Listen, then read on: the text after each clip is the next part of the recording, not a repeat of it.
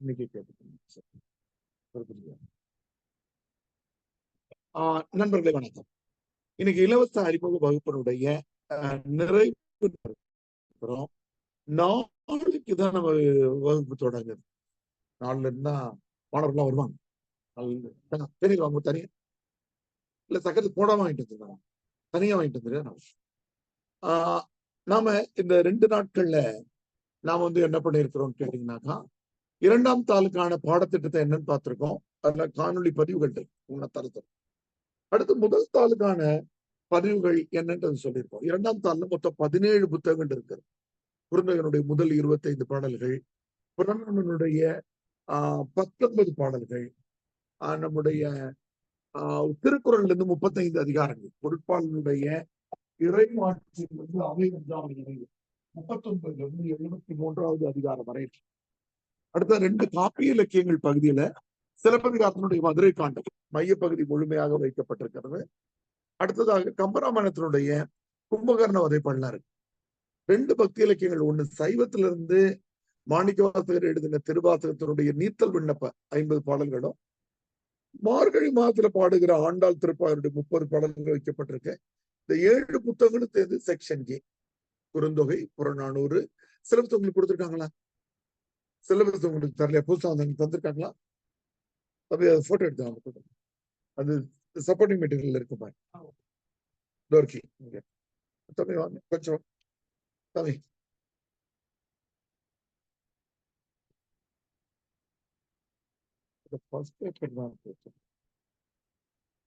தர சொன்னேன்.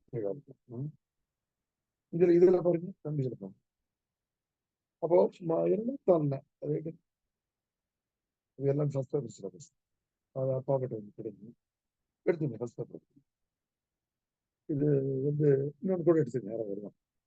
அப்போ 2ஆம் தாள்ல 17 புத்தகங்கள்ல 7 புத்தகங்கள் நம்ம எப்படி புரிஞ்சுக்கலாம்னாக்கா, அச்சயந்திரம் வருவதற்கு முன்பு ஓலைச்சுவடியாக இருந்த காலகட்டத்திலிருந்து தேர்ந்தெடுக்கப்பட்ட 7 நூல்களை செக்ஷன் ஏ பிரிவு ஆன்னு வச்சிருக்காங்கன்னு எடுத்துக்கலாம். அச்சயந்திரம் வந்த பிறகு இருக்கக்கூடிய இலக்கியங்களை தற்கால இலக்கியங்கள்னு நம்ம இலக்கிய வரலாற்றுல சொல்றோம்.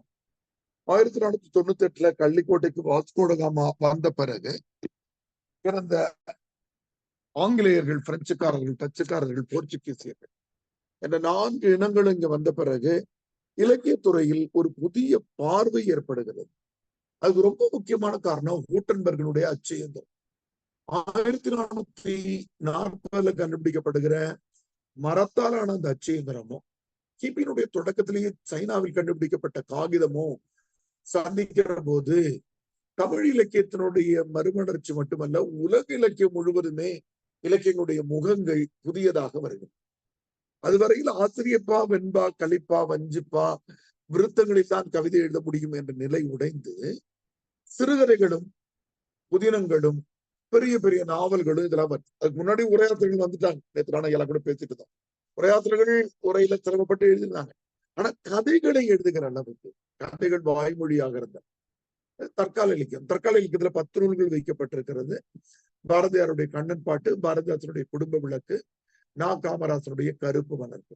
எழுத வேண்டாம், உங்களுக்கு தரசம். அடுத்ததாக 2 உரைநடை நூல்கள் இருக்கின்றன.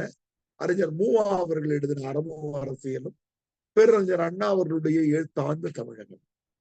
2 ஒரு புதினம், ஒரு சிறுகதை, ஒரு நாடகம் வைக்கப்பட்டிருக்கிறது. அகிலனுடைய சித்திரப்பாவை, ஜெயகாந்தனுடைய குருபீடம், டோ ராமசாமி எழுதின யாருக்கும் வெட்கமில்லை. இந்த 3க்கு பிறகு நிறைவாக நாட்டுப்புற பாடல்கள் 2 இருக்கிறது. நாட்டுப்புற பாடல்களை பொறுத்த மட்டும் மற்ற நூல்களுக்கு நம்ம ஆசிரியர்கள் சொல்லலாம். நாட்டுப்புற பாடல்கள் மட்டும் தொகுத்தவர் அல்லது பதிப்பித்தவர் தான் சொல்லலாம். Is not written by them, they are compiled by them. இது தொகுத்தவன் தான் அவங்க. அதனால முத்துப்பட்டன் கதையை தொகுத்தவர் வானமாமலை, மலையறிவு தொகுத்தவர் கிவா ஜெகநாதன். இது முதல் நாள் காணொலியில நம்ம நடத்திருக்கோம். உங்களுக்கு இப்ப நினைவூட்டலுக்காக தான் நான் பேசிட்டு இருக்கேன். 2வது நாள் காணொலியில முதல் தாளுக்கானது அது உங்ககிட்ட கையில கொடுத்துருக்கோம். 2ஆம் தாளுக்கும் முதல் தாளுக்கும் ஐஏஎஸ் யூபிஎஸ்சி சிலபஸ் வகுத்திருக்கிறதுல என்ன வேறுபாடு இருக்கிறது அப்படின்னு கேட்டீங்கன்னா, 2ஆம் தாள்ல நூல்களுடைய பெயர்கள் தரப்பட்டிருக்கின்றன. முதல் தாளில் பாடத்திட்டம் மட்டுமே தரப்பட்டிருக்கிறது. நாம் தான் நூல்களை தேடி தேர்ந்து படிக்க வேண்டும். நம்ம ஒரு 11 நூல்கள் அதுக்கு படிக்கிறோம்.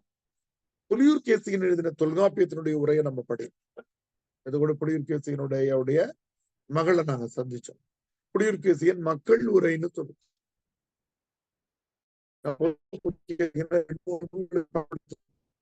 நாம தொல்காப்பியத்துக்கும் அவர் தான் வாங்குறோம், சிலப்பதிகாரத்துக்கும் அவர் தான் வாங்குறோம், திருக்குறளுக்கும் அவர் தான் வாங்குறோம். ஏன்னா உரையை நாம பார்த்துக்கிறோம், தேவைப்பட்ட கடின சொல் மட்டும் பார்த்துக்கிறோம். தொல்காப்பிய படிக்கிறோம். அடுத்ததாக நம்முடைய அண்ணா நகரை சேர்ந்த சோ பரமசிவம் என்கிற ஐயா எழுதியிருக்கிற 5 இலக்கணம் நற்றமிழ் இலக்கணம் என்கிற 2 பாடத்திற்கு வெளியில படிச்சுட்டு வரோம். அதுக்கு பிறகு மொழி வரலாறு, அந்த மஞ்சள் கலர்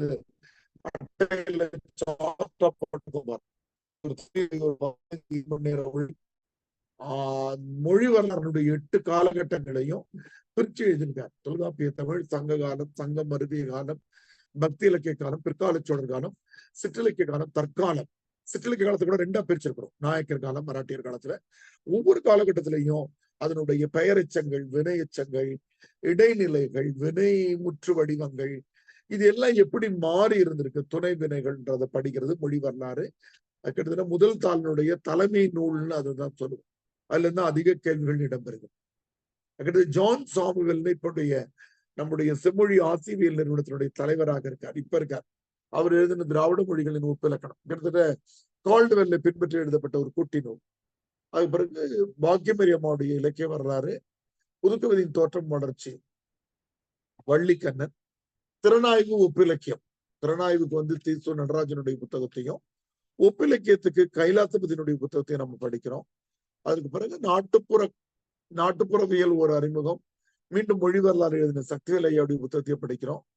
இதழியல் கலைகள், ஜேர்னலிசம் தொடர்பா மாப்பா குருசாமி, நிறைவா தட்சாமத்தினுடைய பெரிய புத்தகம் நம்மகிட்ட இருக்கும், தமிழர் நாகரிகமும் பண்பாடும்.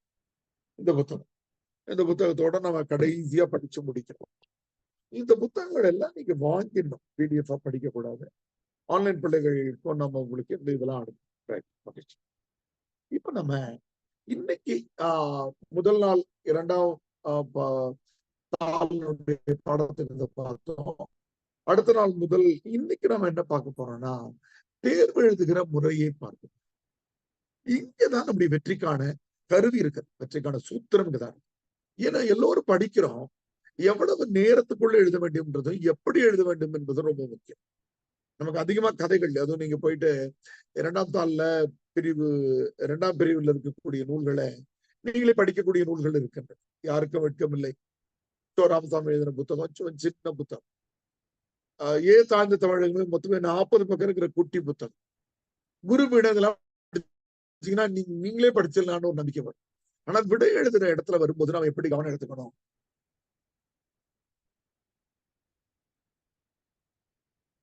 அப்படிங்கிறத நம்ம இன்னைக்கு பார்க்கணும்.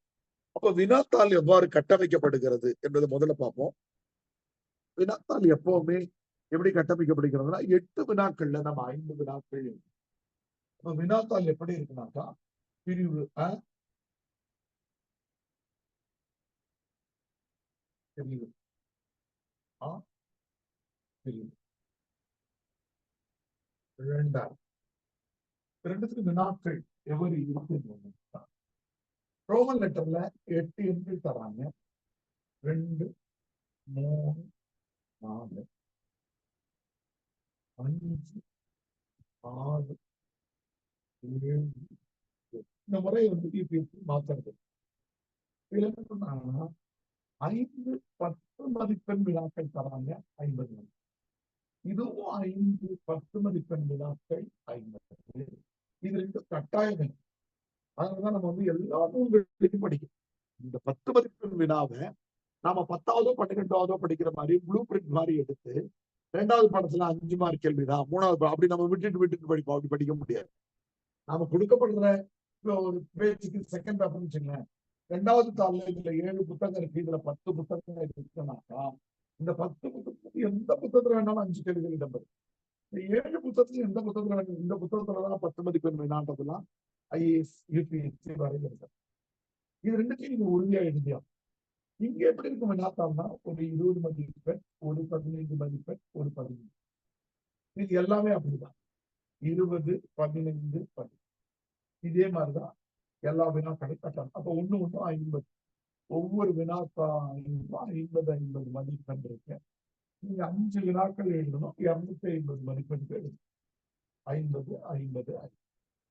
இப்போ யூபிஎஸ்சி ஒரு சாய்ஸ் ஆப்ஷன் தராங்க. அவங்க என்ன சொல்றாங்க, நீங்க மொத்தமா 5 கேள்வி எழுதணும் இல்லையா, 1வது கேள்வியும் 5வது கேள்வியும் கட்டாயமா எழுதிட்டீங்க. 1வது கேள்வியும் 5வது கேள்வியும் எழுதிட்டீங்க. மீதி கேள்வியை என்ன பண்ணலாம் அப்படிங்கிறதுல ஒரு கேள்வி ஒண்ணு எடுத்தோம். உங்களுக்கு தெரிஞ்சிருக்குன்னு வச்சுக்கோங்க. இந்த கேள்வியும் இந்த கேள்வியும் எடுத்து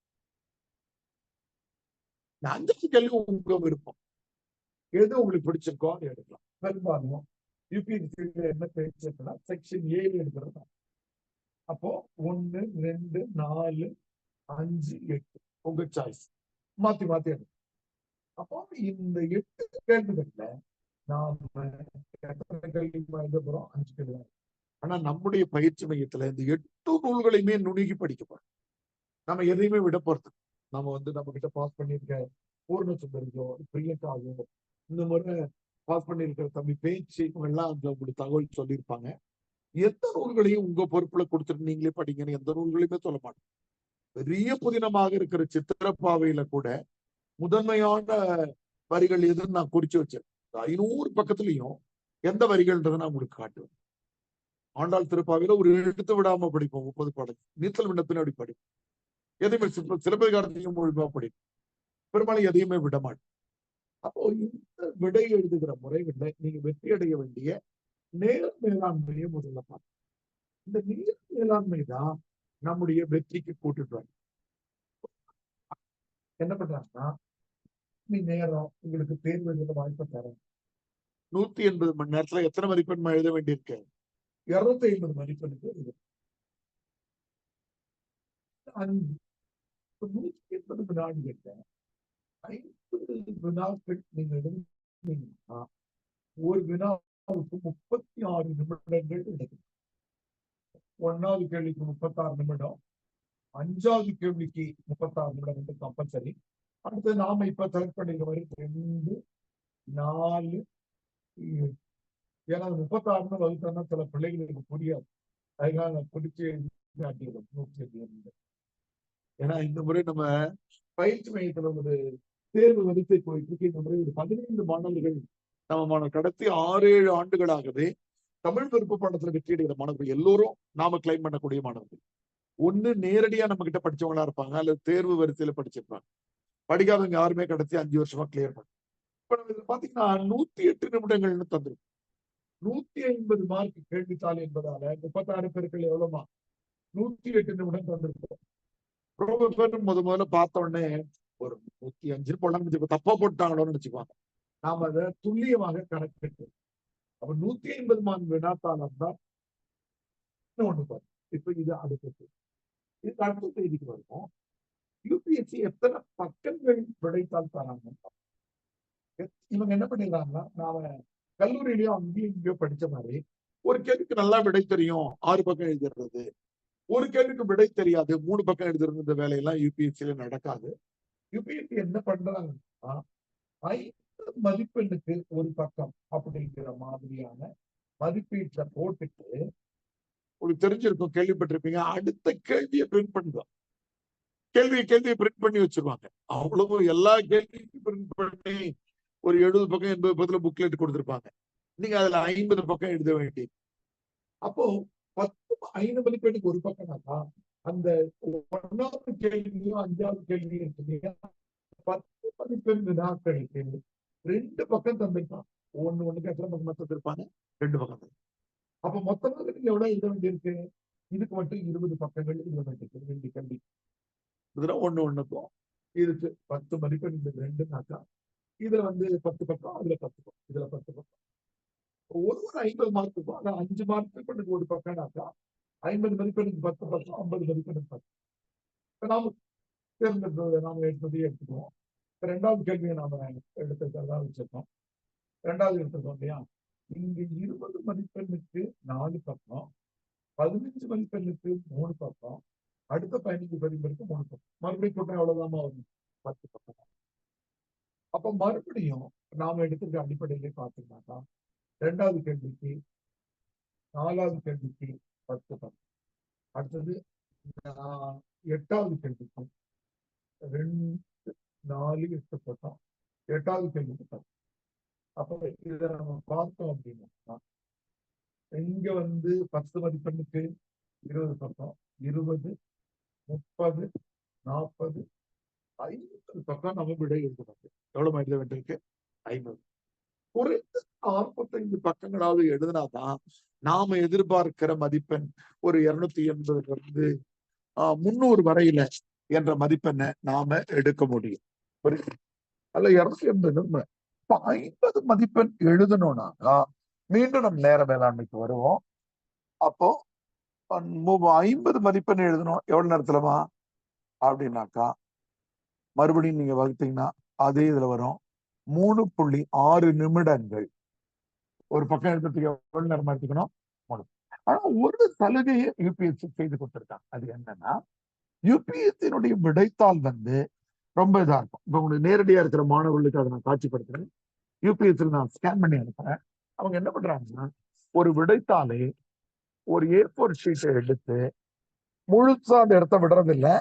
நம்ம இன்னும் கூட சின்னதா இருக்கும், நம்ம கூட கொஞ்சம் பெருசா போட்டோம் 4 பக்கமும் கோடு போட்டு விட்டுறாங்க. எனக்கு 4 பக்கமும் கோடு போட்டு மைய பகுதியில தான் எழுத வைக்கிறாங்க. அதனால நீங்க உங்களால இதை எழுதி விட முடியும். 4 பக்கமும் கோடு போட்டு மைய பகுதி தான் எழுது. அப்ப A4 தாள் முழுவதும் எழுதுறது இல்ல. அவங்க என்ன பண்றாங்கனாக்கா A4 தாளை எடுத்துட்டு முழு தாள் இப்படி இருக்குன்னா முழு தாளை எடுத்துட்டு அவங்க என்ன பண்றாங்கன்னா இந்த பக்கம் கோடு போட்டுறாங்க. இங்க கொஞ்சம் கோடு இங்க கொஞ்சம் கோடு இருக்கும். மேல் கோடு போட மாட்டாங்க, நம்ம போட்டு தரோம். அதனால இது என்ன ஆகுனாக்கா உறுதியாக நீங்க ஒரு சின்ன பயிற்சி எடுத்துக்கிட்டீங்கன்னாக்கா உங்களால இருக்கும். இது ரொம்ப விடை எழுதல் நம்ம கவனமா எடுக்க வேண்டிய 3 செய்திகள். மீண்டும் அதை நினைவுபடுத்துறேன். ஏன்னா ஆன்லைன்ல பல புதிய மாணவர்கள் வந்திருக்கீங்க. அதனால இப்ப பாத்தீங்கன்னாக்கா மொத்தமாக 8 வினாக்கள் இருக்கும். இந்த 8 வினாக்கள்ல 5 வினாக்களுக்கு விடையளிச்சா போதும். அது செக்ஷன் ஏ செக்ஷன் பி பாடத்துக்கு அடிப்படையில தான் பிரிச்சிருப்பாங்க. மாத்தி போட மாட்டாங்க. ஒரே ஒரு ஆண்டு யூபிஎஸ்சி மாத்தி போட்டாங்க போட மாட்டாங்க. செக்ஷன் ஏல இருக்கிற புத்தகங்களை செக்ஷன் ஏல கேட்பாங்க. செக்ஷன் பில இருக்கிற புத்தகங்களை செக்ஷன் பில கேட்பாங்க. மொத்தமா இந்த 1வது கேள்வியும் 5வது கேள்வியும் மேண்டேட்டரி கட்டாய வினாக்கள். அது 10 மதிப்பெண் வினாக்களா இருக்கும். இங்க 2 3 4 அங்க 6 7 8 சில இடத்துல இதுலயும் ஒரு சின்ன விளையாட்டு விளையாடுவாங்க யூபிஎஸ்சி. நீங்க என்ன பண்ணுவீங்க, நீ இப்படியே படிச்சுட்டு போறீங்கல்ல, அவன் என்ன பண்ணுவான் அங்க ஒண்ணு சின்ன இதை 15 இதை 15 இதை 20 போடுது. நம்ம மனதளவில் தயார்பட்டு உள்ள போய் பார்த்தோம்னா இந்த மாதிரி வேணுட்டே மாத்துவோம். நம்மள எப்பவுமே அதான் நான் சொல்லுவேன், நம்முடைய காம்படிட்டிவ் எக்ஸாமினுடைய நோக்கமே ஃபில்டர் பண்றதுதான். நம்ம சல்லடைக்கு மேல எவ்வளவு பேர் நிக்கிறோம்னு பாக்குறது. அப்ப சின்னதான உத்திகளை கையாண்டுகிட்டே இருப்பாங்க. ஆனா 50 பக்கங்கள் பெரும்பாலும் எழுதுற மாதிரி இல்லாம என்ன பண்ணிடுறாங்கன்னா சில நேரத்துல 20 மதிப்பெண் வினாவுக்கும் 3 பக்கம் தருவாங்க. 15க்கும் 3 20க்கும் 3 தந்து ஒரு 45ல இருந்து 47 பக்கங்கள் எழுதினோம்னாக்கா நம்ம நல்ல மதிப்பெண் பெறலாம் அப்படின்ற சூழ்நிலை. அப்ப 8 வினாக்கள்ல 1 5 கம்பல்சரி. இதுல இருந்து அதுல இருந்து ஒண்ணு எடுத்துடணும். 2வது கேள்விய 2 நூல்லையுமே ஐ மீன் 2 பேப்பர்லயுமே ஃபர்ஸ்ட் பேப்பர்லயும் சரி செகண்ட் பேப்பர்லயும் சரி செக்ஷன் ஏல இருந்து எடுக்கிறது நல்லதுன்னு ஒரு கருத்து ஃபீல்டுல இருக்கு. ஏன்னு கேட்டீங்கன்னா செக்ஷன் பி எளிமையானது, எல்லாருமே படிப்பாங்க. இப்ப நம்ம சொல்றோம் இல்லையா, குருபீடத்தை நீங்க எடுத்து படிச்சிடலாம், இன்னைக்கு படிச்சு முடிச்சிடலாம். பவா செல்லதுரைன்னு நம்ம கதை சொல்லக்கூடிய எங்க மின்வாரி நண்பர் அதுல 2 3 கதைகளை சொல்லியிருப்பாங்க. குருபீட கதையை யூடியூப்லயும் சொல்லியிருக்காரு. ஆனா அதனால என்ன பண்ணுவாங்கன்னாக்கா இந்த செக்ஷன் பில எல்லாருமே அதை எடுப்பாங்க. அப்ப எல்லாருமே செக்ஷன் பில எடுக்க என்னுடைய இப்ப நான் ஒரு தாள் திருத்துற ஆசிரியர் அல்லது நீங்களே ஒரு தாள் திருத்துற ஆசிரியர் வச்சுக்கோங்க. ஒரு ஆண்டுக்கு ஒரு 30ல இருந்து 50 மாணவர்கள் தமிழ் ஆப்ஷன் எழுதுறாங்க. எல்லா விடைத்தாலும் உங்களுக்கு வருது. எல்லாரும் ஒரே மாதிரி சாய்ஸ் எடுத்திருந்தா உங்களுக்கு என்ன ஆகும்? திருத்தத்துக்கு ஒரு சின்ன சலிப்பா இருக்கும். ஒருத்தர் மட்டும் நீங்க மட்டும் வேறுபட்டு என்ன பண்றீங்க, செக்ஷன் ஏல யாரும் எடுக்காத கேள்வியா எடுக்கிறீங்க, செக்ஷன் பி யாரும் எடுக்காத கேள்வியா எடுக்கிறீங்க. அதான் நம்ம பயிற்சி மெத்தெல்லாம் சொல்லிக்கிட்டே இருப்பேன். நீங்க படிச்சுட்டே இருங்க, யாரும் எடுக்காத வினாவை எடுக்கிற அளவுக்கு நீங்க மனதுல பக்குவப்பட்டு. இல்லையோ சித்திரப்பாவை ரொம்ப ஈஸியா இருந்துச்சியா, குருவிழா அதை போய் எனக்கு விடுறதுக்கே மனசு வரலையானா அப்ப அது யூனிக்கா எழுதும். அது அடுத்த கட்டம். அதே கேள்வி எடுத்தா கூட தனித்துவமா எழுதும். அப்ப நமக்கு அதே மாதிரி பேப்பர் 1ல என்ன ஆயிடும்னு கேட்டீங்கன்னா அந்த பகுதியில நாட்டுப்புறவியல் பகுதியில் நாட்டுப்புறவியலுடைய பழமொழிகள் விடுகதைகள்லாம் இன்னைக்கு கேட்டா கூட நீங்க சொல்லுவீங்க. ஏதாவது ஒரு பழமொழி சொல்லுங்க பார்ப்போம். பழமொழிகள் ப்ராவர்ப்ஸ். பாம்பின் கால் பாம்பறியும். ஆன்லைன் பிள்ளைகளுக்கு என்ன தங்க? முள்ளை முள்ளால் எடுக்க வேண்டும். அம்மா திட்டும் போது எவ்வளவு பழமொழிகளை உங்களுக்கு சொல்லிட்டு தான் இருக்கிறாங்க. 5இல் விளையாதது 50இல் விளையுமா? கேட்டுக்கிட்டே இருக்கிறோம். ஆன்லைன் பிள்ளைகள் சொல்லுங்க, உங்களுக்கு தெரிந்த பழமொழிகள். வாமா, உங்களுக்கு தெரிந்த பழமொழிகள் சொல்லுங்க. அப்ப என்ன ஆகுனாக்கா, விடுகதைகள் ஏதாவது சொல்லுங்க. விடுகதைகள் குறைவா சொல்லுங்க. பழமொழிகள் எக்கச்சக்கமா இருக்கு. சக்திவேல் ஐயா இவ்வளவு தொகுத்து போட்டுக்காரு, நமக்கே எவ்வளவோ பயன்படுத்திக்கிட்டே இருக்கிறோம். மாமியார் உடைத்தால் மண் சட்டி, மருமகள் உடைத்தால் பொன் சட்டி. அப்புறம் ஆத்துல போட்டாலும் அளந்து போடணும், தானாடா விட்டாலும் ததையாடும். இப்படி பழமொழிகள் வாழ்க்கையில் நம்ம பயன்படுத்திட்டு, விடுகதைகள் கூட கொஞ்சம் குறைவாக நம்ம தெரிஞ்சிருப்போம். விடுகதைகளை தான் ஞாபகம் இருக்க சொல்லிப்போம். ரெடில்ஸ். ஆழ குழி தோண்டி அதிலே ஓர் முட்டையிட்டு அண்ணாந்து பார்த்தால் 90 முட்டை. இப்ப என்னன்னா, இந்த செக்ஷன் பியினுடைய இந்த செய்திகளை ஒரு தடவை நினைவுபடுத்துறா எழுதலான்றதால பேப்பர் 1லயுமே செக்ஷன் பி கொஞ்சம் ஈஸியான இருக்கும்.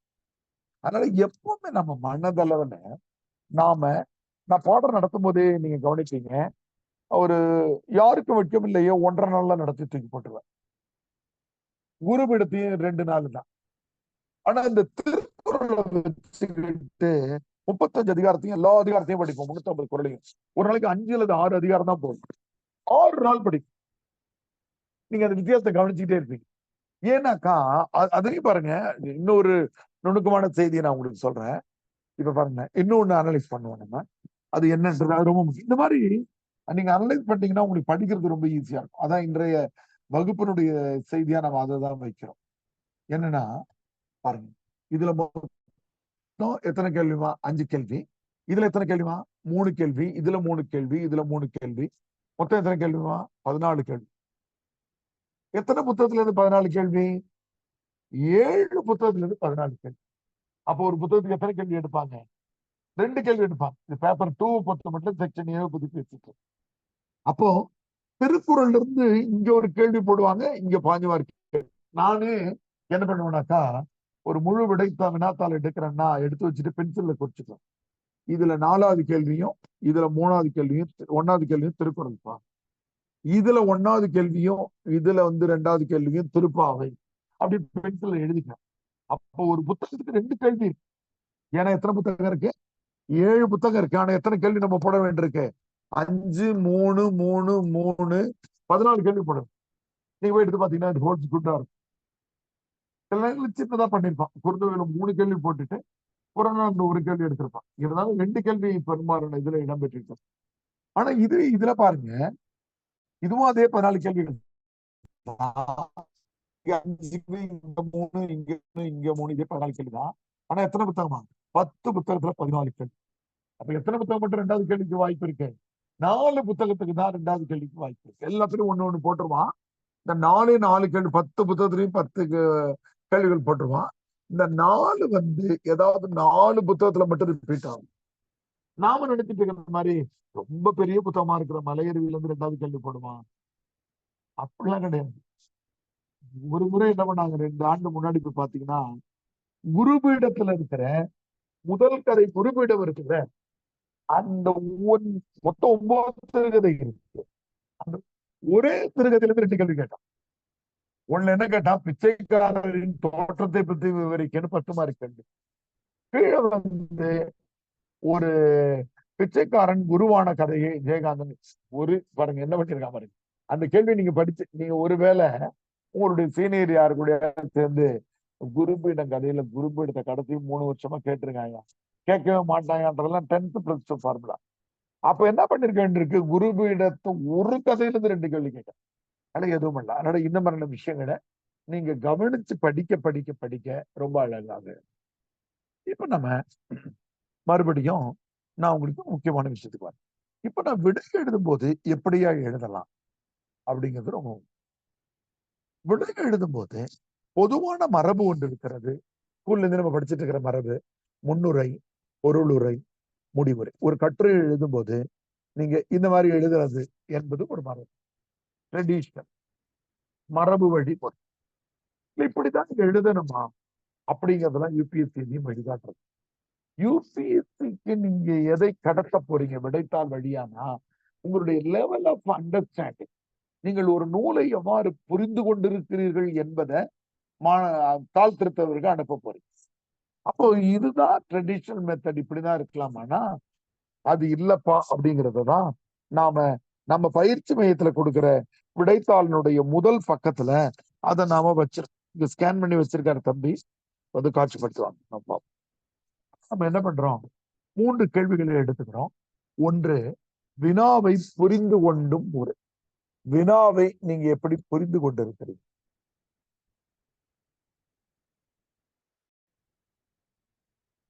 வினாவை புரிந்து கொள்ளும் போது இது ரொம்ப முக்கியமானது. நான் அடிக்கடி எடுத்துக்காட்டுக்கு ஒரு கேள்வி சொல்லுவேன். கம்பராமாயணம் கும்பகர்ணனுடைய செஞ்சோற்ற கடன்னு பார்த்த உடனே பிள்ளைகள் அவமானு கதை விடாங்க. கதை நல்லா தெரியும் அவங்களுக்கு. அது இந்த பகுதியை திரும்ப திரும்ப நடத்துவாங்க, எல்லாரும் நடத்துவாங்க, ரொம்ப எளிமையா எழுதிட்டு போயிடலாம். ஆனா கேள்வியினுடைய மையம் எது, அந்த கேள்வியினுடைய சாவி சொல் எதுன்றது நம்ம தெரிஞ்சுக்கணும்.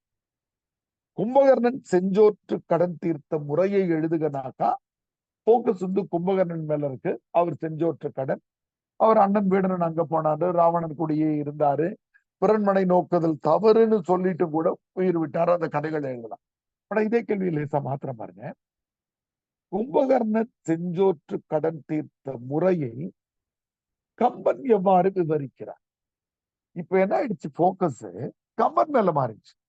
நீங்க அந்த கம்பராமாயண பாடல்கள்ல ஒரு 3-4 எடுத்துக்காட்டுகளை போட்டு அதுக்கு அவர் சொல்லுகிற முறைகள் என்ன? நீர்கோல வாழ்வை நச்சி நெடுது நாள் வளர்த்து பின்னை போர்க்கோலம் செய்து விட்டார்க்கு உயிர் கொடாது அங்கு போகி தார்கோல மேனி மைந்து என் துயர் தவிர்த்தியாகில் கார்கோல மேனி யானை கூடுதி கடுதினேகின்னு ஒரு பாடம் சொல்றார். நான் நீர்கோல வாட்டர் பபிள் மாதிரியான வாழ்க்கையை நம்பி என்னையே வளர்த்து விட்ட ராவணனை விட்டு நான் அங்க வந்துட மாட்டேன்பா, நீ போ, நீ ராமன் கூட போய் சேர்ந்து போன்ற. அப்போ இந்த நீர்க்கோலம் கார்கோலம், கார்கோலம் இருக்கிறது இல்ல, ஐயெல்லாம் பெரிய மடங்கள்ல, சைவ மடங்கள்ல படிச்சோம் தமிழ். இது பேர் தலையாய எதுகைன்னு பாருங்க. நீர்க்கோலம் இரு இக்கு கோல கார்கோலம், கார்கோலம், கார்கோலம், கார்கோலம் அப்படிங்கிற போர்க்கோலம். அப்போ என்ன ஆகுதுன்னா, அப்பர் எப்படி அதை பதிவு பண்றாருன்னா, தலையாய எதுகை என்கிற சொல்லை வைத்து, என்ற இலக்கண உத்தியை வைத்து அந்த பாடலை கட்டமைக்கிற போது படிக்கிற வாசகனுக்கு வந்து அவனுடைய செஞ்சோற்று கடன் தீர்த்த முறையை எழுதியிருக்காங்க. இன்னொரு அழகான வரியை கம்மன் எழுதியிருப்பாரு. உண்டவரின் முன்னம் சாதல் உண்டவர், அதாவது உணவு தந்தவனுக்கு முன்னம் சாதல் உண்டவருக்கு உரியதம்மா, முன்னம் சாதல் உண்டவருக்கு உரியதம்மா. அதான் செஞ்சோற்று கடனுக்கு. நாம ஒருத்தர் வீட்டுல உணவு சாப்பிட்டுக்கிட்டே இருந்தோம், அந்த வீட்டினுடைய தலைவனுக்கோ அந்த வீட்டுக்கோ இது வந்ததுன்னா அவருக்கு முன்னாடி நாம இறக்கணும். அப்போ இந்த கேள்வியை நம்ம புரிந்து கொள்ளுகிறது என்ன சாவி சொல் என்பதை தெரிந்து கொண்டு அது கூட பயணிக்கும். வினாவை புரிந்து கொள்ளாமல் எழுதக்கூடாது. அடுத்தது உள்ளடக்கம். உள்ளடக்கமோ அதான், இந்த உள்ளடக்கம் என்பதுதான் நான் மறுபடியும் சாவி சொல். இப்ப என்னன்னா, கண்ணன் பாட்டில் இடம்பெற்றிருக்கும் ஓமைகளை குறித்து எழுது. நூல் முழுவதும் பாரதியார் எக்கச்சக்கமான ஓமைகளை பயன்படுத்துகிறார். தொட்டும் விழிச்சுடர்தான் கண்ணம்மா சூரிய சந்திரரும் அப்படின்னு. ஒரு பெண்ணுடைய கண்கள் சூரியனை போலவும் இருக்கிறது, சந்திரனை போலவும் இருக்கிறது என்பது பழங்காலத்துல இருந்தே, சங்க காலத்துல அப்படின்ற பாடல்கள். எதிர்களுக்கு நீ சூரியனை போன்றவன், நண்பர்களுக்கு நிலவை போன்றவன். இதே பெண் நம்ம விருப்பத்தோடு பார்க்கிற போது அவளது கண் சந்திரனை போன்று இருக்கிறது, கோபமா பார்த்தால் சூரியனை போன்று ஓமை பயன். இன்னொரு பாடல பாத்தீங்கன்னா, பிரிக்க முடியாத இரட்டை ஓமைகளை படிக்கலாம். வீணையடி நீ எனக்கு, மேவும் விரல் நான் உனக்கு, வானமடி நான் உனக்கு, பாண்டமடி நான் நீ எனக்கு அப்படின்னு இந்த வாட்டரையும் வெசலையும் சொல்லுவார். ஓமைகளை பிரிக்கும் போது அப்படியே எழுதாம இயற்கை சார்ந்த ஓமைகள், வாழ்வியல் சார்ந்த உவமைகள் அப்படின்னு துணை தலைப்புகளை போட்டு அது கூட பயணிக்கிற உள்ளடக்கம் என்பது ரொம்ப முக்கியமான. உள்ளத்துக்கு அடுத்தது இப்ப நாம லீட் பண்ண துணை தலைப்புகள். இதுதான், இந்த துணை தலைப்புகள் தான் உங்களை வெற்றியடைய வைக்கிறது. இப்ப பேரறிஞர் அண்ணாவுடைய தாழ்ந்த தமிழகமே நூல் இருக்கிறது. அந்த தாழ்ந்த தமிழகமே நூல்ல பேரறிஞர் அண்ணா பாவேந்தருடைய படத்தை திறந்து வைத்து அண்ணாமலை பல்கலைக்கழகத்தில் இந்திய விடுதலைக்கு 2 ஆண்டு முன்னாடி அவர் பேசின உரைய புத்தகமாக்கியிருக்காங்க. உரை நடையினே ஏன் பேர் வந்ததுன்னு பின்னாடி விளக்கம் இருக்கு, நம்ம படிப்போம். அப்ப இங்க கூடியிருக்கும் தலைவர் அவர்களே அப்படின்னு சொல்லி தொடங்குவார். அவருடைய உரையினுடைய நோக்கம் என்னன்னா, அந்த கால சங்ககால புலவர்கள் எவ்வாறு இருந்தாங்க, இடைக்கால புலவர்கள் பக்தி இலக்கியத்துக்கு வந்த பிறகு சொர்க்கம், நரகம், பாவ புண்ணியம் எப்படா அங்க போவேன்னு பாடிட்டு இருக்கும். இப்போ இது ரெண்டுத்தையும் அவர் கம்பேர் பண்ணி இருந்தார். அப்ப நீங்க அவருடைய துணை தலைப்புகள் போடும்போது அக்கால புலவருக்கும் இக்கால புலவருக்கும் உள்ள ஒற்றுமை வேற்றுமைகளை பேரறிஞர் அண்ணா இவ்வளவு சொல்லுகிறார்னா, அக்கால புலவர்கள் இக்கால புலவர்கள் ஓமை அடிப்படையில எப்படி ஒற்றுமையா இருக்கிறாங்க, வேறுபடுறாங்க, பாடுபொருள் அடிப்படையில எப்படி வேறுபட்டு இருக்கிறாங்க, ஓமைகள் அடிப்படையில எப்படி வேறுபட்டு இருக்கிறாங்கன்னு ஒன்னையும் இந்த அக்காலம் இக்காலம் என்ற சாவி சொல்லி மீண்டும் மீண்டும் பயன்படுத்தி நீங்க எழுது.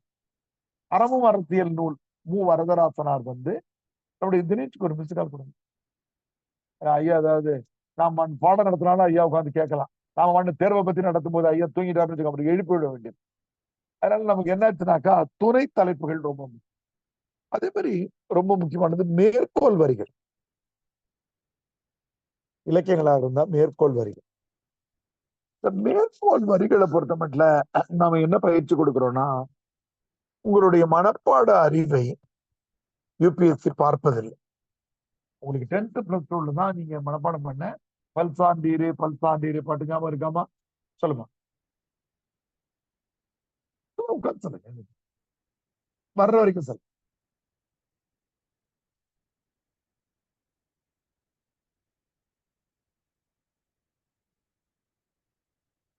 கணிச்சு கூர்மடை கடுந்திரள் ஒருவன்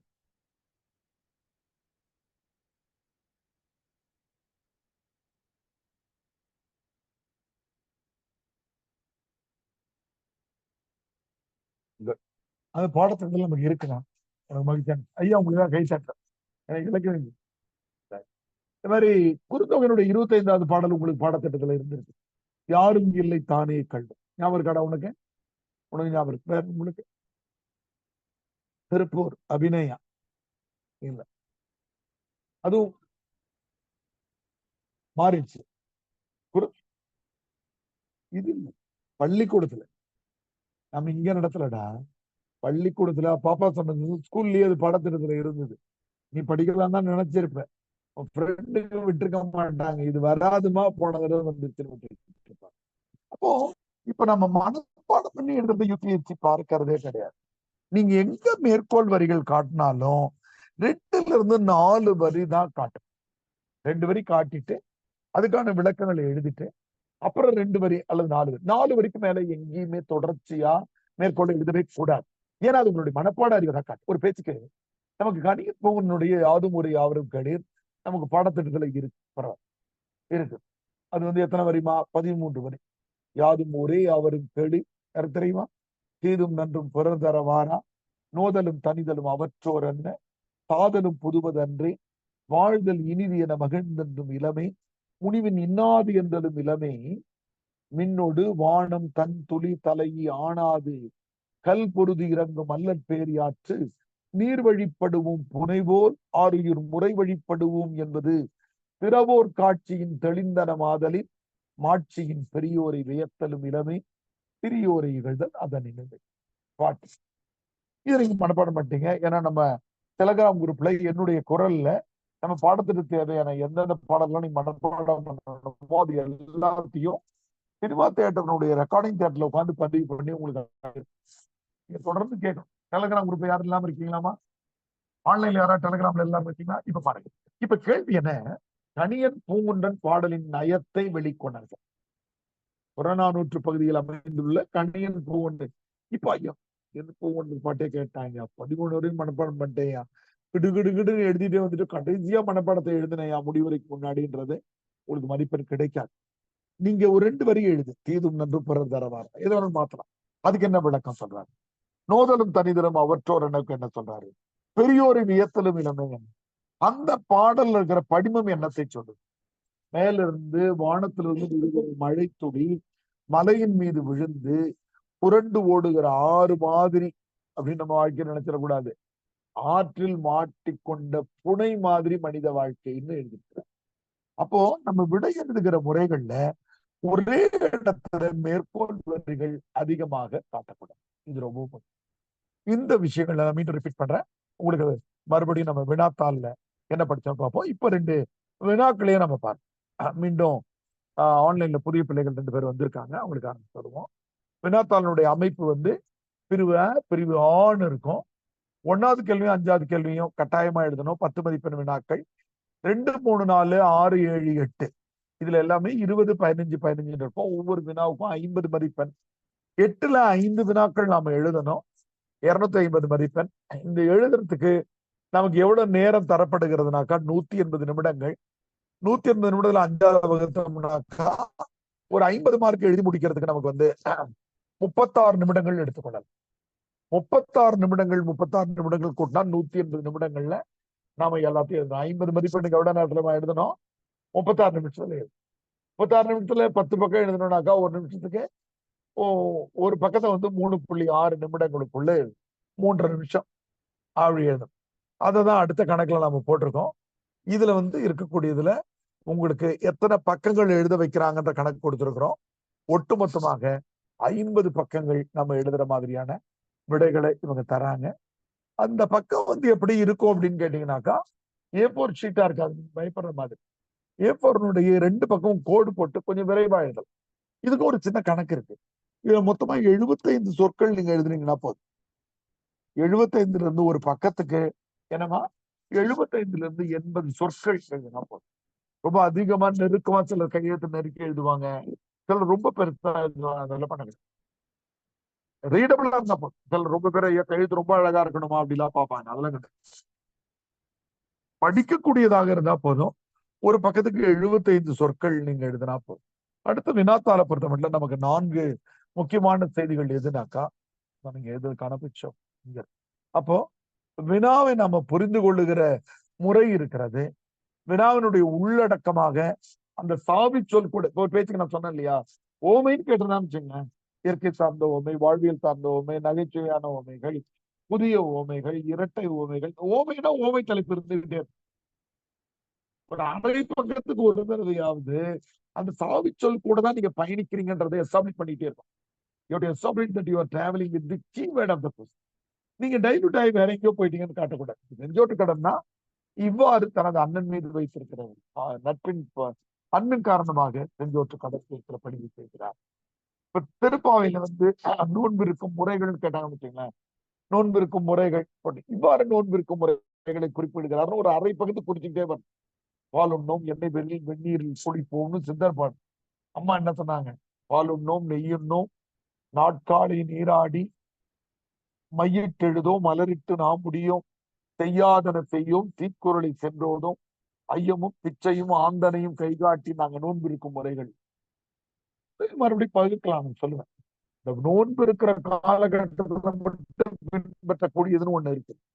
நோன்பு முடிச்சுட்டா கூட செய்யாதன செய்யும், தீக்குறளை சென்றோதும் என்பதெல்லாம் பின்பற்றக்கூடியதுதான். தீக்குறள் என்றால் குறளை பேசுதல் அர்த்தம், திருக்குறள் கிடையாது. அப்போ வினாவை புரிந்து கொள்ளுகிற முறை, உள்ளடக்கம், துணை தலைப்புகளை எப்படி போடுறோம், மேற்கோள் வரிகள் எவ்வாறு இருக்கின்றன என்று இந்த செய்திகள் நாம புரிஞ்சுக்கிட்டோம்னா தான் நாம இது பண்ணலாம். இப்போ ஒரு 2 கேள்விகளையே நாம எடுத்து பார்ப்போம். 2 முக்கியமான கேள்விகள் நாம்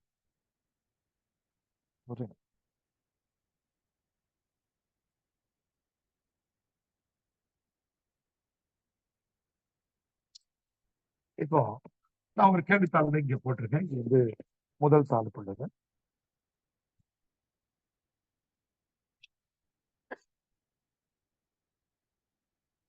ஆண்டாள் திருப்பாவையிலிருந்து கேள்வி போட்டோம். ஆயர்குல வாழ்வியல் திருப்பாவையில் எவ்வாறு கூறப்பட்டுள்ளது? திருப்பாவை படித்தவர்களுக்கு புரியும், இருந்தாலும் நான் அந்த உட்தலைப்புகளை மட்டும் எப்படி போடணும் அப்படின்னு. இதுக்கான முன்னுரையோ அறிமுகமோ நீங்க பண்ணும்போது நமக்கு திருப்பாவை திருவாசகம் ரெண்டுத்துக்கும் என்னன்னாக்கா 6ல இருந்து 9ஆம் நூற்றாண்டுக்குரிய பல்லவர் காலத்துல தூக்கிட்டான பாருங்க. எதுக்கும் எதுக்கும் ஒரு வார்த்தை பார்த்தேன், தூங்கி இருந்தான்னா விட்டுடுங்க.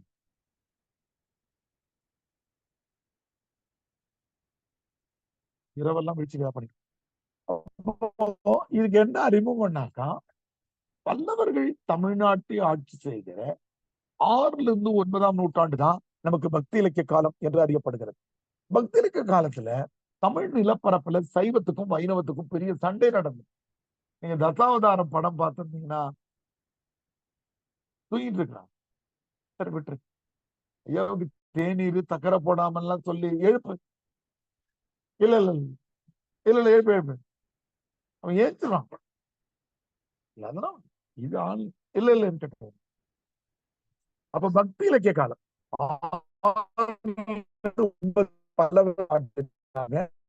இலக்கிய காலம். இந்த காலகட்டத்தில் 2 பிரிவுகளாக நமக்கு வந்து சைவம் வைணவம் 2 பேருக்கும் போட்டி. உங்களுக்கு தெரியும், சைவம் வைணவத்தினுடைய போட்டியில தான் அந்த காலத்து தமிழ்ல புதிய நூல்கள் எல்லாம் தோன்றியது. சங்க காலத்தினுடைய திணைத்தை பொதுநிலை தெய்வமாக இருந்த சிவன் என்னமா தசாவதாரத்தினுடைய கமலஹாசன் படத்தினுடைய முதல் தலைவா தலைவா நம்முடைய முதல் பார்த்து ஞாபகம் இருக்குங்களா? நம்ம நெப்போலியன் வந்து விபூதி வச்சிட்டு இருப்பாரு, கமலஹாசன் நாமம் போடுறவரா இருப்பாரு, இவரை கொண்டு அவர் இறங்கிடுவார், கடல்ல இறங்கிடுவார். பாத்தீங்களா, கிரேன் வச்சு இறக்குற மாதிரி இருக்கிறாரு. அச்சின் மேல அழுதுகிட்டே இருந்தாங்க. நம்ம ரொம்ப கோபமா இருந்தோம். கடைசியில அடுத்த பிறவி எடுத்து கமலஹாசன் அச்சினும் ஒண்ணு சேர்ந்துட்டாங்க. அதுல பெரிய சண்டை நடந்தது. 5 எழுத்து மந்திரம் பெருசா 8 எழுத்து மந்திரம் பெருசான்னு பெரிய சண்டை நடந்தது. நமச்சிவாய பெருசா ஓம் நமோ நாராயண பெருசா பாட்டிலேயே எழுதியிருப்பாங்க. 5 8 போகுனாக்க 8 5 போகாது, இதை விட அது பெருசான்னு ஒரு வரி நுணுக்கமான விஷயத்த அந்த பாடல்ல எழுதிருப்பாங்க. 5ல் 8 தான் போகும் என்றால் 8ல் 5 ஏன் போகாது அப்படின்னு ஒரு வரி அந்த பாடல் எழுதிருப்பாங்க. இவங்க 2 பேருக்குமான சண்டையில தமிழ் இலக்கியம் கொஞ்சம் புதிய நூல்களையும், அதாவது ஒரு 600 300 ஆண்டு காலம் தமிழுடைய இலக்கியங்கள் காலத்தில் அறுபடாமல் காப்பாற்றிய பெருமை பக்தி இலக்கியத்துக்கு உண்டு. நாம தமிழ்நாட்டுல எல்லாரும் திராவிட இயக்க சிந்தனையாளர்கள் அதிக பேர் இருந்தாலும் தமிழை பிற நாட்டார் எந்த மொழியாக பார்க்கிறாங்கன்னா, அது ஒரு அடிக்கடி நூல்ல பார்த்திருப்போம். லத்தீன் வந்து தத்துவ மொழி, இது வந்து ஆங்கில வணிக மொழின்னு சொல்லும் போது தமிழை பக்தி மொழி என்று குறிப்பிடுவாங்க. ஆனா இந்த காலகட்டத்தினுடைய இலக்கியங்கள் ரொம்ப முக்கியம்.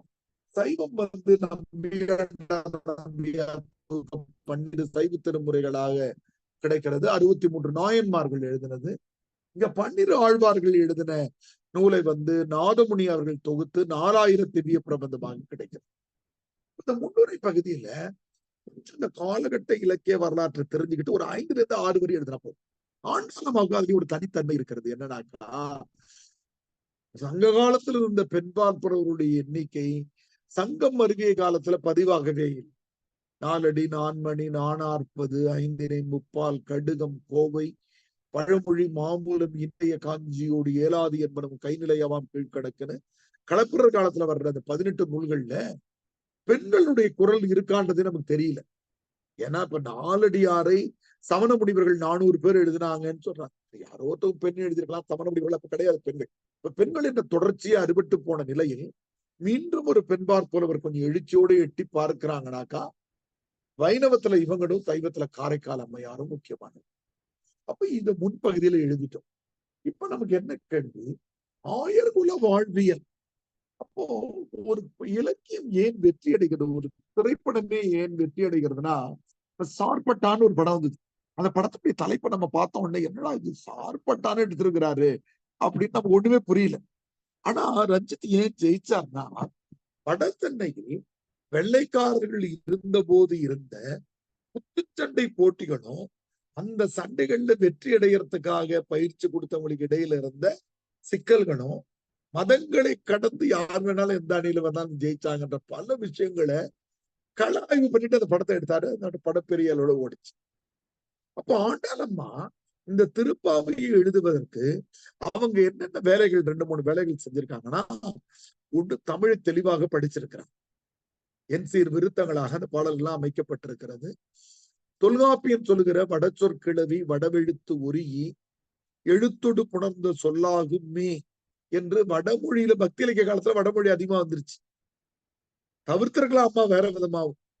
அரிச்சித்துன்னு எழுதுற இடத்துல அறுத்தித்துன்னு எழுதுறாங்க. அர்ஜனை என்ற வார்த்தை அந்த பாடல். அது மட்டும் இல்ல, அந்த காலத்துல உங்களுக்கு மணிப்பிரவாள நடையில நம்முடைய சாதாரண கரிச்சாங்குருவிய அவனுக்கு பரத்வாஜ பட்சிகள்னு சொல்லிட்டு இருந்தாங்க. பரத்வாஜ பட்சி அந்த அம்மா மொழிபெயர்க்கிறாங்க ஆணை சாத்தன் என்று மொழிபெயர். அம்மா தொல்காப்பியருடைய விதியை பிறமொழி கலவு இல்லாமல் எழுதியிருக்காங்க. ஒன்று.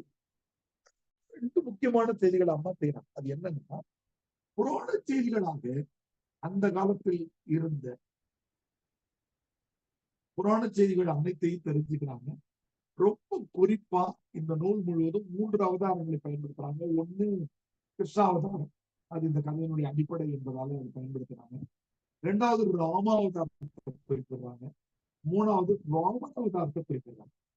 இந்த 10 அவதார கதைகளும் தமிழ்நாட்டுக்கு வந்து சேர்ந்திருக்கவே என்பது முடியுது. இப்ப 10 அவதாரம் இல்லையா, கல்கி அவதாரம்னு ஒருத்தர் வந்து உலகத்தையே அழிக்க போறாரு. விஜயகுமார் ஒருத்தர் பேங்க்ல இருந்து சுத்திட்டு கிடந்தார். அப்புறம் கடத்தினதுல ஒரு ஜெயில பிடிச்சு போட்டாங்க. நான் தான் கல்கின்னார். யாகவா முனிவர் ஒருத்தர் நான் காக்கா கூட பேசிட்டு இருக்கேன், நான் தான் கல்கி பகவான்னார். உலகத்தையே மீண்டும் அழித்து புதுதாக உருவாக்குது. கண்ணன் ஆன வாயை திறந்துட்டு இருப்பாரு. பெரிய வெள்ளம் வந்து அப்படியே அடிச்சுட்டு எல்லாம் உள்ள போயிட்டு உலகத்தை புதியதாக, இப்ப எப்படி நம்ம கம்ப்யூட்டர்ல பிரச்சனை ஆயிடுச்சுன்னா ரீஃபார்மேட் பண்றாங்கல்ல, அந்த மாதிரி உலகம். அது 10வது அவதாரம். இதுக்கு முன்னாடி கூர்ம அவதாரம், மச்ச அவதாரம், இந்த கதைகளா இருக்குல்ல. இந்த அவதார கதைகள் அனைத்துமே தமிழ்நாட்டுக்கு வந்து சேரவில்லை என்கிற செய்தி திருப்பாவின் வழியாக அறியலாம். இந்த 3 சொல்றாங்க. இந்த 3 போக ரொம்ப நுணுக்கமாக தேடினால் நமக்கு பலராம அவதாரம் இருக்கு இல்லையா, அந்த அவதாரம் சின்னதா, கண்ணனுடைய அண்ணன் தானே அவர் இருக்கிறாரு. அடுத்ததாக கூர்மாவதாரத்தை பத்தி வங்க கடல் கடைந்த மாயவனை அப்படின்னு சொல்றதால இது 2 இருக்கலாம்னு சொல்றாங்க. அப்ப இது போக இப்ப நம்ம கேள்விக்கு வந்தோம்னா, 1000 செய்திகளை அம்மா கள ஆய்வு பண்ணிட்டு தான் அந்த நூலை எழுதியிருக்காங்க. 1000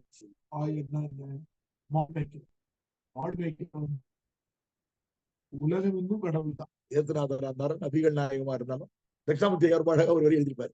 நாம இன்னைக்கு நினைச்சிட்டு இருக்கிற வைணவம் என்பது 4 வெவ்வேறு பகுதிகளில் மாடு மேய்க்கிற தெய்வங்களாக இருந்த பெருமாளு, கிருஷ்ணனு, வாசுதேவன், கண்ணன், இந்த 4 பேரையும் ஒன்று சேர்த்து உருவாக்கி வாசுதேவன் அப்பாவாக்கி உருவாக்கின கதை தான் இப்ப கிடைக்கிற வைணவம்னு சொல்லுவார். நம்ம முருகர் குறவர். முருகன் எந்த நிலத்து கடவுள்மா? குறிஞ்சி நிலத்து கடவுள். அவர் என்ன குறவர். குறவரா நீங்க இங்க பாக்குற நரிக்குறவர்கள் கிடையாது. அவங்க குறிஞ்சி மலையை கட்டி, நம்ம சீமான் அப்படி பெரிய படமா போடுவார் பாருங்க முருகன். அவர் தான் முருகன். கோமணம் கட்டிட்டு இருக்காருன்றதுலாம் இவனுக்கு விட்ட கதை. பின்னாடி குறவன் யாரை கல்யாணம் பண்ணிக்குவாரு? குறத்தையே தானே கல்யாணம் பண்ணிக்குவாரு. இவனுக்கு என்ன பண்ணானுங்க, அவங்க தெய்வானையை கல்யாணம் பண்ணிட்டு தான் ஒரு கதையை வச்ச உடனே இங்க வந்து இல்ல இல்லையா இது என்ன உடனே இவன் என்ன பண்ணா, அவர் முதல் மனைவி இவங்க 2வது மனைவி கதை விட்டு இவர் எக்கச்சமா பண்ணாங்க. நீங்க இந்த பக்தி இலக்கியம் முழுவதும் கண்ணனுடைய மனைவனுடைய பேர் நப்பின்னை தான், ராதா கிடையாது. அப்புறம் தான் அவன் கொண்டு வந்து அவன் வச்சிருந்த ராதாவை தான் ராதா காதல் வராதான்னு பாட்டு எழுத ஆரம்பிச்சான். நம்ம ஆண்டாள்லயே நப்பின்னை தான், நப்பின்னை அம்மான்னு தான் அம்மா எழுதுவாங்க. அப்போ இந்த அம்மா என்ன பண்றாங்க, 1000 செய்திகளை முழுசா ஆய்வு பண்றாங்க. பாக்குறாங்கன்னா ஆடு மேய்க்கிறது கவனம் எடுத்துக்கலாம். சிற்றன் சிறுகாலே காலையிலேயே எழுந்து பெற்றம் மேய்த்துண்ணும் குளத்தில் பிறந்தனாம் அப்படின்றார். காலங்காத்தால எழுந்து மாடு மேய்க்க போறவங்க நாங்க. அதுல அம்மா பயன்படுத்துற இன்னொரு முக்கியமான வரி, வள்ளல் பெரும்பசுக்கள் அப்படின்றாங்க. வள்ளல் பெரும்பசுக்கள்னா இந்த பசுக்கள் வந்து தனது கன்றை நினைத்தாலே பால் சுரணும். அந்த பசுக்கள் ஏற்ற கலங்கள் எதிர்பொங்கி மீதளிப்ப நம்ம எழுதுவாங்க. பால் கறக்கிறதுக்காக நம்ம வைத்திருக்கிற அந்த பாத்திரங்கள் பால் கறக்க கறக்க எதுல பொங்கி வழிதான் எல்லாத்தையும் கவனிப்பாங்க. செல்வத்தில் உயர்ந்தவர்கள் முதல் பாடல்லே அம்மா சொல்லுவாங்க. செல்வ சிறுமீர்கள் ஆர்கழி திங்கள் மதி நிறைந்த நன்னாளால் பாடல்லே சொல்லுவாங்க செல்வ சிறுமீர்கள். இந்த செல்வத்தை பத்தி சொல்லும் போது ஒரு நுணுக்கமான பாடல் ஒண்ணு இருக்கும். இந்த ஆயர்குல பெண்கள் தயிர் கடைகிற போது காசும் மணியும் கலகலப்ப கைவேர்த்துன்னு ஒரு வரி அம்மா எழுதுவாங்க. அப்படின்னா என்னன்னா, நம்ம பாட்டி அம்மா எல்லாம் பாத்தீங்கன்னா கொஞ்சம் கொஞ்சமா காசு சேர்த்தாங்கனாக்கா திடீர்னு ஒரு டாலர் மாதிரி இந்த கல்யாணத்தப்பெல்லாம் பட்டம் கட்டுவாங்க பாத்திருக்கீங்களா, அந்த மாதிரி ஒண்ணு வாங்கி கோத்துக்குவாங்க தாலியில பிடி. அப்புறம் இன்னொன்னு மணி மாதிரி இருக்கும், சவுண்ட் வர்ற மாதிரி. இந்த மாடுகளுடைய கழுத்துல மணி கட்டும்ல, அது சின்ன வடிவமா இருக்கும். அந்த மாதிரி இதை மாத்தி மாத்தி மாத்தி கோத்து வச்சிருப்பாங்க. ஆனா அம்மா எழுதும்போது என்ன பண்ணுவாங்க, நீ வெளியில தயிர் கடைகிற போது இந்த தாலி வெளியில வந்து விழுந்து காசும் மணியும் கலகலப்ப கை வேர்த்து அப்படின்னு எழுதிப்பாங்க.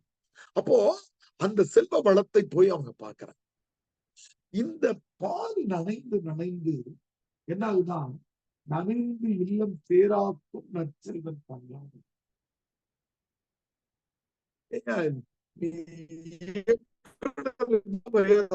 ஐயா எவ்வளவு தெரியுமா? ஐயா பேசுறாரு என்ன தெரியல, 5000 பேர் 10,000 பேர் உட்கார்ந்து கேட்கிற இடத்துல பேசுறவரு அவருக்கு சொல்லிட்டு சக்கரை இல்லாமன்னு சொல்லிட்டு போய் தூங்கி இருக்கிறது. எது மாதிரி முடிச்சுட்டு இருந்தேன். சரி, இப்போ இவங்களுக்கு இந்த first paper second paper syllabus சில அதை கூட அந்த பிள்ளைங்க. அப்புறம் இந்த ஆன்சர் ஷீட்டினுடைய முதல் பேஜ் இருக்குல்லமா, அது அது இங்க இங்க எங்க இருக்காது எடுத்து. அப்ப பாத்தீங்கன்னா, நனைத்தில்ல சேராக்கும் நற்செல்வன் தங்காய், இப்படி உள்ள செய்திகள் மட்டும் 20-25 செய்திகள் இருக்கிறது. காலங்காத்தால நம்முடைய வீட்டுக்கு பின்னாடி நான் கொடுத்துட்டேன், செகண்ட் பேப்பர் தாங்க. பாத்தீங்கன்னாக்கா, நனைத்தில்ல சேராக்கும் நற்செல்வன் தங்காய், கன்றுக்காக கன்றுக்கு கன்றை நினைத்த உடனே குரல் எழுப்புகிற பசுமாடுகள், சின்ன சின்ன விஷயம். இதுக்கு பின்னாடி வீட்டுக்கு பின்னாடி புல் மேயறதுக்கு ஆயர்கள் கொஞ்சம் இடம் வச்சிருப்பாங்களா, அது ஒரு சிற்றில்லம்னு பேர்.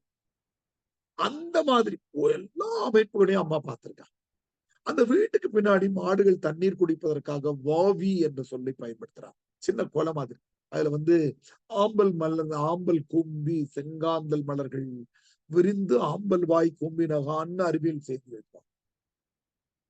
அதனால ஒரு பாடல நாம எப்பவுமே நான் என்ன பண்ணிடுவேன்னா, ஆண்டாள் திருப்பாவை நடத்த போறோம்னாலே இதுல இந்த 3 கேள்வியும் விடையை குறிச்சுட்டே வாங்கன்னு சொல்லிடுவேன். ஆயர்குல வாழ்வியல் 1, 2, 3 15-20 பாயிண்ட், புராண செய்திகள் 15 பாயிண்ட் குறிச்சுக்கோ, அம்மாவுடைய நோன்பிருக்கும் முறைகள் 10 பாயிண்ட், நோன்பினுடைய பலன்கள் எத்தனை பாயிண்ட். இப்படி புத்தகத்தை படிக்கும் போதே பிரிச்சு படிச்சிட்டோம்னாக்கா இந்த கேள்விகளுக்கான விடைகளை நம்மளால எழுதணும். விடை எழுதுவதனுடைய நுணுக்கம் என்னன்னாக்கா, நான் எதை புரிந்து கொண்டிருக்கிறேன் என்ற தெளிவை விடைத்தால் கடத்தணும். நமக்கு எக்கச்சக்கமா மூளையில இங்க விஷயம் இருந்துகிட்டே இருக்கும். இப்ப கடைசியான ஒரு பாயிண்ட்டுக்கு வருவோம், அதுக்கு பிறகு உங்களுக்கு சந்தேகம் இருந்துச்சுன்னா நம்ம பேசுவோம். அது என்னன்னா, எல்லா பிள்ளைகளுக்கும் புதிய பிள்ளைகள் ஆன்லைன்ல ரொம்ப பேர் வந்திருக்கீங்க. அஜித், குணசேகர், குருராஜன், ஜோதிலட்சுமி, சோபனா, அலிசாமி, உதயநிலா, நந்தியா மற்றும் நம்ம பழைய ஸ்டூடெண்ட் வந்திருக்காங்க. நந்தியாவும் அஜித், இது பேர்லாம் புதிய மாணவர். எல்லாருக்குமே ஒரு சின்ன ஐயம் இருக்கு. என்னன்னா, தமிழை நம்ம விரைவா எழுத முடியுமா? ஐயா 50 பக்கம்ன்றாரு. உங்களுக்கு இப்ப ஒரு தாளை கொடுத்து உங்க அம்மாவை பத்தி எழுதுங்கன்னு நான் சொல்றேன் இல்லையா, எப்படிமா எழுதுவீங்க? எத்தனை நிமிஷத்துல எழுதிங்கம்மா உங்க அம்மாவை பத்தி எழுதி சொல்றேன். எவ்வளவு நேரம் ஆகும் ஒரு பக்கம் எழுதுறதுக்கு? கிட்டுக்கிட்டு 2 நிமிஷத்துல எழுதிட்டு ஐயா அடிஷனல் பேப்பர் கொடுங்கன்னு. அப்ப என்ன ஆயிடுச்சு, அம்மா என்கிற அந்த தண்ணீர் தொட்டியில அம்மாவை பற்றிய நினைவுகள், அம்மாவுக்கு சொல்ல வேண்டிய நன்றி உணர்வு, அம்மா கூட திட்டினது, அவ்வளவு விஷயங்கள் உங்களுக்கு குறிச்சிருச்சு விஷயம். அப்போ அந்த தண்ணி தொட்டில இருந்து பைப்பை நான் திறந்தேன்னா வேகமா தண்ணி வரும், கிடுகிடுன்னு எழுதிருவேன். இப்போ திராவிட மொழிகள்ல வந்துட்டு திராவிட மொழிகளின் வினைச்சொற்களின் அமைப்புன்னு கேட்டோம்னாக்கா உங்களுக்கு தெரியாது. சொல்லி தந்துருவேன். ஆனா அதுல ஏன்னா 1 அடி 2 அடி தான் வினைச்சொல்லுன்ற வார்த்தை தான் தெரியுது. அப்ப நீங்க உங்க அம்மாவை பத்தியோ, உங்க கல்லூரியை பத்தியோ, உங்க நண்பர்களை பத்தி எழுதுமானா எவ்வளவு ஒரு பக்கம் எழுதுறதுக்கு எத்தனை நிமிஷம் ஆகும் விக்னேஷ் உங்களுக்கு? உங்க ஃப்ரெண்ட்ஸை பத்தி 2 நிமிஷத்துல எழுதிடுவேன்றார். ஆனா எவ்வளவு நேரம் தராங்க யூபிஎஸ்சி? 4 நிமிஷம் தராங்க. அப்போ உங்க நண்பர்களை பற்றிய செய்திகள் திங்க் டேங்க்னு சொல்ற உங்க மூளை பகுதியில அதிக நிரம்பி இருக்கிறது. நீங்க திறக்கும் போதே அந்த ஃப்ரெண்ட் எழுதுறதா, இந்த ஃப்ரெண்ட் எழுதுறதா, காலேஜ் ஃப்ரெண்ட் எழுதுறதா, ஸ்கூல் ஃப்ரெண்ட் எழுதுறதா, சண்டை போட்டவன் எழுதுறதா, கெட்டவன் எழுதுறதா, நல்லவன் எழுதுறதா, இப்படி செய்திகள் குவிஞ்சுக்கிட்டே இருக்கு. சிந்தனை ஓட்டம் இருந்துகிட்டே இருக்கு. கிடுக்கிடுக்குன்னு அவ்வளவு எழுதி முடிச்சிடுறீங்க. அப்போ நீங்க தமிழ் எழுதுகிற வேகம் என்பது எதுனாக்கா, நீங்க உங்க அம்மாவை பத்தியோ, உங்க பள்ளிக்கூடத்தை பத்தியோ, நீங்க போன டூருக்கு பத்தியோ எழுதுறது தான் உங்களுடைய தமிழினுடைய வேகம். அதனால பயப்பட தேவை. ஆனால் இப்போ நமக்கு ஒரு பகுதி இருக்கு. என்னன்னா தமிழ் விருப்ப பாடத்தை நான் தான் நடத்துறேன்னாங்கிறத நான் நடத்தல. தமிழ் ஐயாக்கள் நடத்தி உங்களை தயார் பண்ணி அனுப்பிட்டாங்க ஸ்கூல்ல. ஏன்னா பாரதியார்னா நான் பாரதியார் நான் சொல்லிட்டு போயிட்டே இருக்கேன். கம்பராமன் நான் சொல்லிட்டு போறேன். ராமாயண கதை நான் உங்களுக்கு சொல்லல. அதெல்லாம் அவங்க சொல்லிட்டாங்க. நான் போயிட்டே இருக்கேன். நான் கிருஷ்ணாவதாரம் அப்படின்னு சொல்லிட்டு. ஏன்னா நீங்க ஒரு 15ல இருந்து 20% பாரதியார் உங்களுக்கு தெரியும், பாரதிதாசன் உங்களுக்கு தெரியும், பேரறிஞர் அண்ணான யாருன்னு தெரியும், திருக்குறள்னா என்னன்னு தெரியும், ஔவையார்னா யாருன்னு தெரியும், சிலப்பதிகார கதை உங்களுக்கு தெரியும், புறநானூறு புத்தகத்துல 2 பாட்டை படிச்சிருப்பீங்க, குறுந்தொகையில இது எல்லாமே உங்களுக்கு தெரியும்ன்ற நிலையில வந்திருக்கிறீங்க. இது முதல். அப்ப உங்களுக்கு செய்திகள் தெரியும். இப்ப என்னுடைய வேலை என்னன்னா, உங்களுக்கு பாரதியார ஒரு பேச்சுக்கு நம்முடைய திங்க் டேங்க் நம்முடைய மூளையில அப்ப அம்மாவை பத்தி உங்க மூளையில இந்த வாட்டர் டேங்க்ல அம்மாவை பத்தி 100% தண்ணீர் நிரம்பி இருக்கு தொட்டியா. இது பாரதியாரை பத்தி 20% இருக்கிறது இந்த தண்ணி தொட்டி. மொழி வரலாறு அது இதெல்லாம் வெறும் 5% இருக்கு. இப்ப என்னுடைய வேலை என்னன்னா இதை முழுமையாக்குறதா என்னுடைய வேலை. முதல் நாளைக்கு நம்ம கருப்பு மலர்கள் புத்தகம் படிக்க போறோம். கருப்பு மலர் புத்தகம் முதல்ல இது வரைக்கும் கருப்பு மலர் புத்தகம் கேள்விப்பட்டிருக்கீங்களா? கேள்விப்பட்டதே இல்லை. நாளைக்கு படிக்கணும். முதல் நாள் படிக்கும் போது 6 மாதம், 2வது நாள் 3வது நாள் அந்த புத்தகம் முடியும் போது இதுல கேள்வி எதிர்த்து இவ்வளவு ஈஸியாயா அப்படின்னு நினைச்சு கண்டுபிடிச்சது. அப்போ நாளைக்கு இந்த கருப்பு மலர்கள் இந்த தண்ணி டேங்க் 0ல இருக்கவங்களுக்கு அல்லது புது கவிதைகள் ஒரு 4-5% இருக்கிறதா வச்சுக்கலாம். இப்ப நான் அங்க ஒரு கவிதைகள் நடத்தப்படும். ஒரு சேரிக்காரனின் மரணம்னு எழுது. ஒரு சேரிக்கு செல்லுகிற தபால்காரனின் மரணம். ரொம்ப அழகா எழுதியிருப்பாரு. அந்த தபால்காரனை கொண்டு போய் எரிச்சுட்டு வரும்போது மயானத்து தீ கூட தபால் பெட்டி நிறம் இருக்கும், ஜனங்கள் எல்லாம் கடுதாசி, ஜனன மரணம் தபால்காரன் இருப்பார்.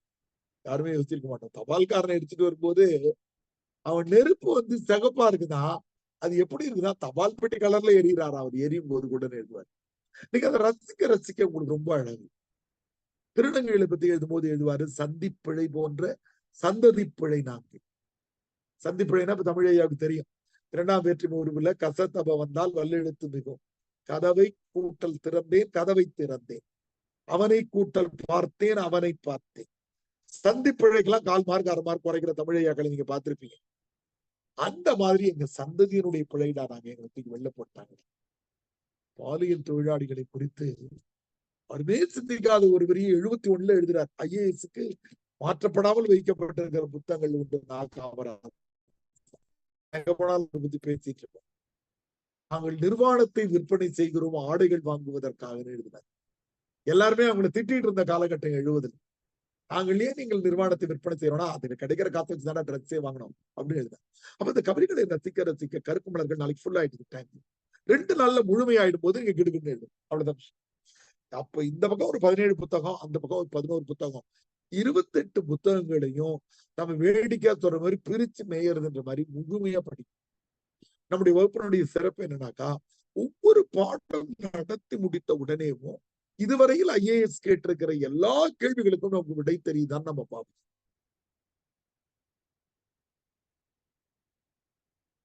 சக்கரை இல்லாம வாங்கிட்டு வந்து கொடுத்தியா?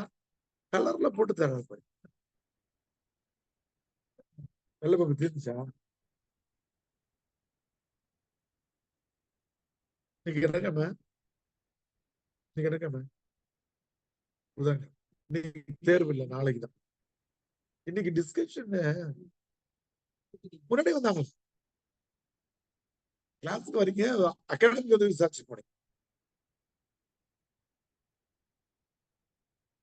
கோர்ஸ் ஜாயின் பண்ணிட்டாங்க. மறந்துட்டே தமிழாவுக்கு இந்த முறை அது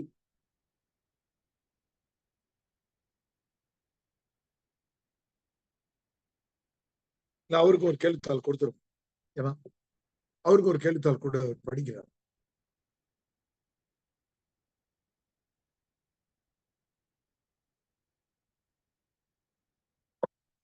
அப்போ இந்த மாதிரி எழுது. ஆண்டாள் திருப்பாவை பத்தி ஒரே ஒரு சுவையான செய்தியை சொல்லிட்டு நம்ம சந்தேகங்கள் இருந்தா கேட்போம். அம்மா ஒரு குறிப்பிட்ட பாடல்ல ஒரு வரி எழுதுறாங்க, வெள்ளி எழுந்து வியாழம் உறங்கிற்று. வெள்ளி எழுந்து வியாழம் உறங்கிற்றுன்ற ஒரு வரி ஒரு அறிவியல் வரியா மாறி அந்த அம்மா எந்த வருஷம்னு பிக்ஸ் பண்ணிட்டான். ஏன்னா இப்போ வியாழன் என்கிற அந்த கோளை தொலைநோக்கி வச்சு பார்த்துட்டு இருக்கிறான். வெறும் கண்களால் எவ்வளவு ஆண்டுகளுக்கு ஒரு முறை தெரியும்னா 80 ஆண்டுகளுக்கு ஒரு முறை தெரியும், 400 ஆண்டுகளுக்கு ஒரு முறை மிக தெளிவா தெரியும், 80 ஆண்டுகளுக்கு ஒரு முறை தெரியும். அப்போ 7ஆம் நூற்றாண்டு 8ஆம் நூற்றாண்டுல எந்த வருஷத்துல வியாழன் மனித கண்களுக்கு தெரிந்ததுன்னு தெரிஞ்ச உடனே கிபி 731 பிக்ஸ் பண்ணிட்டோம். அப்ப இந்த அம்மா ஆண்டாள் திருப்பாவை எழுதினது 725 இருந்து 735 எழுதியிருப்பாங்க. இவங்க வெறும் கண்ணால வியாழனை பார்த்திருக்கு. வெள்ளி எழுந்து வியாழன் உறங்கி, வெள்ளி எப்பவுமே முளைக்கும், வெள்ளி முளைத்தது சொல்லும்.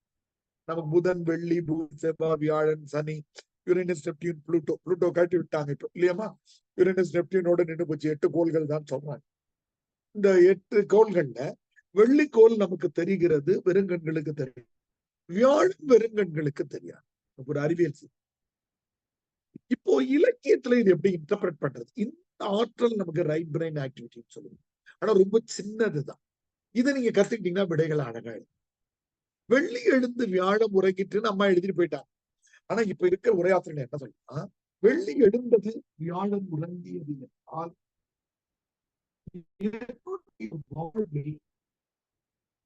இது எப்படி குறியீடாக பயன்படுகிறது? வெள்ளி எழுந்தது வியாழன் உறங்கி என்றால் இது என்ன இன்டர்பிரேஷன்? இதனுடைய குறியீடு என்னன்னா, என்னுடைய வாழ்வில் வெற்றி தொடர்ந்தது, தோல்வி குறைந்தது. என்னுடைய வாழ்வில் மகிழ்ச்சி நிறைந்தது, துயரம் நீங்கியது. என்னுடைய வாழ்வில் நல்லவர்கள் சேர்ந்தார்கள், தீயவர்கள் விலகினர்.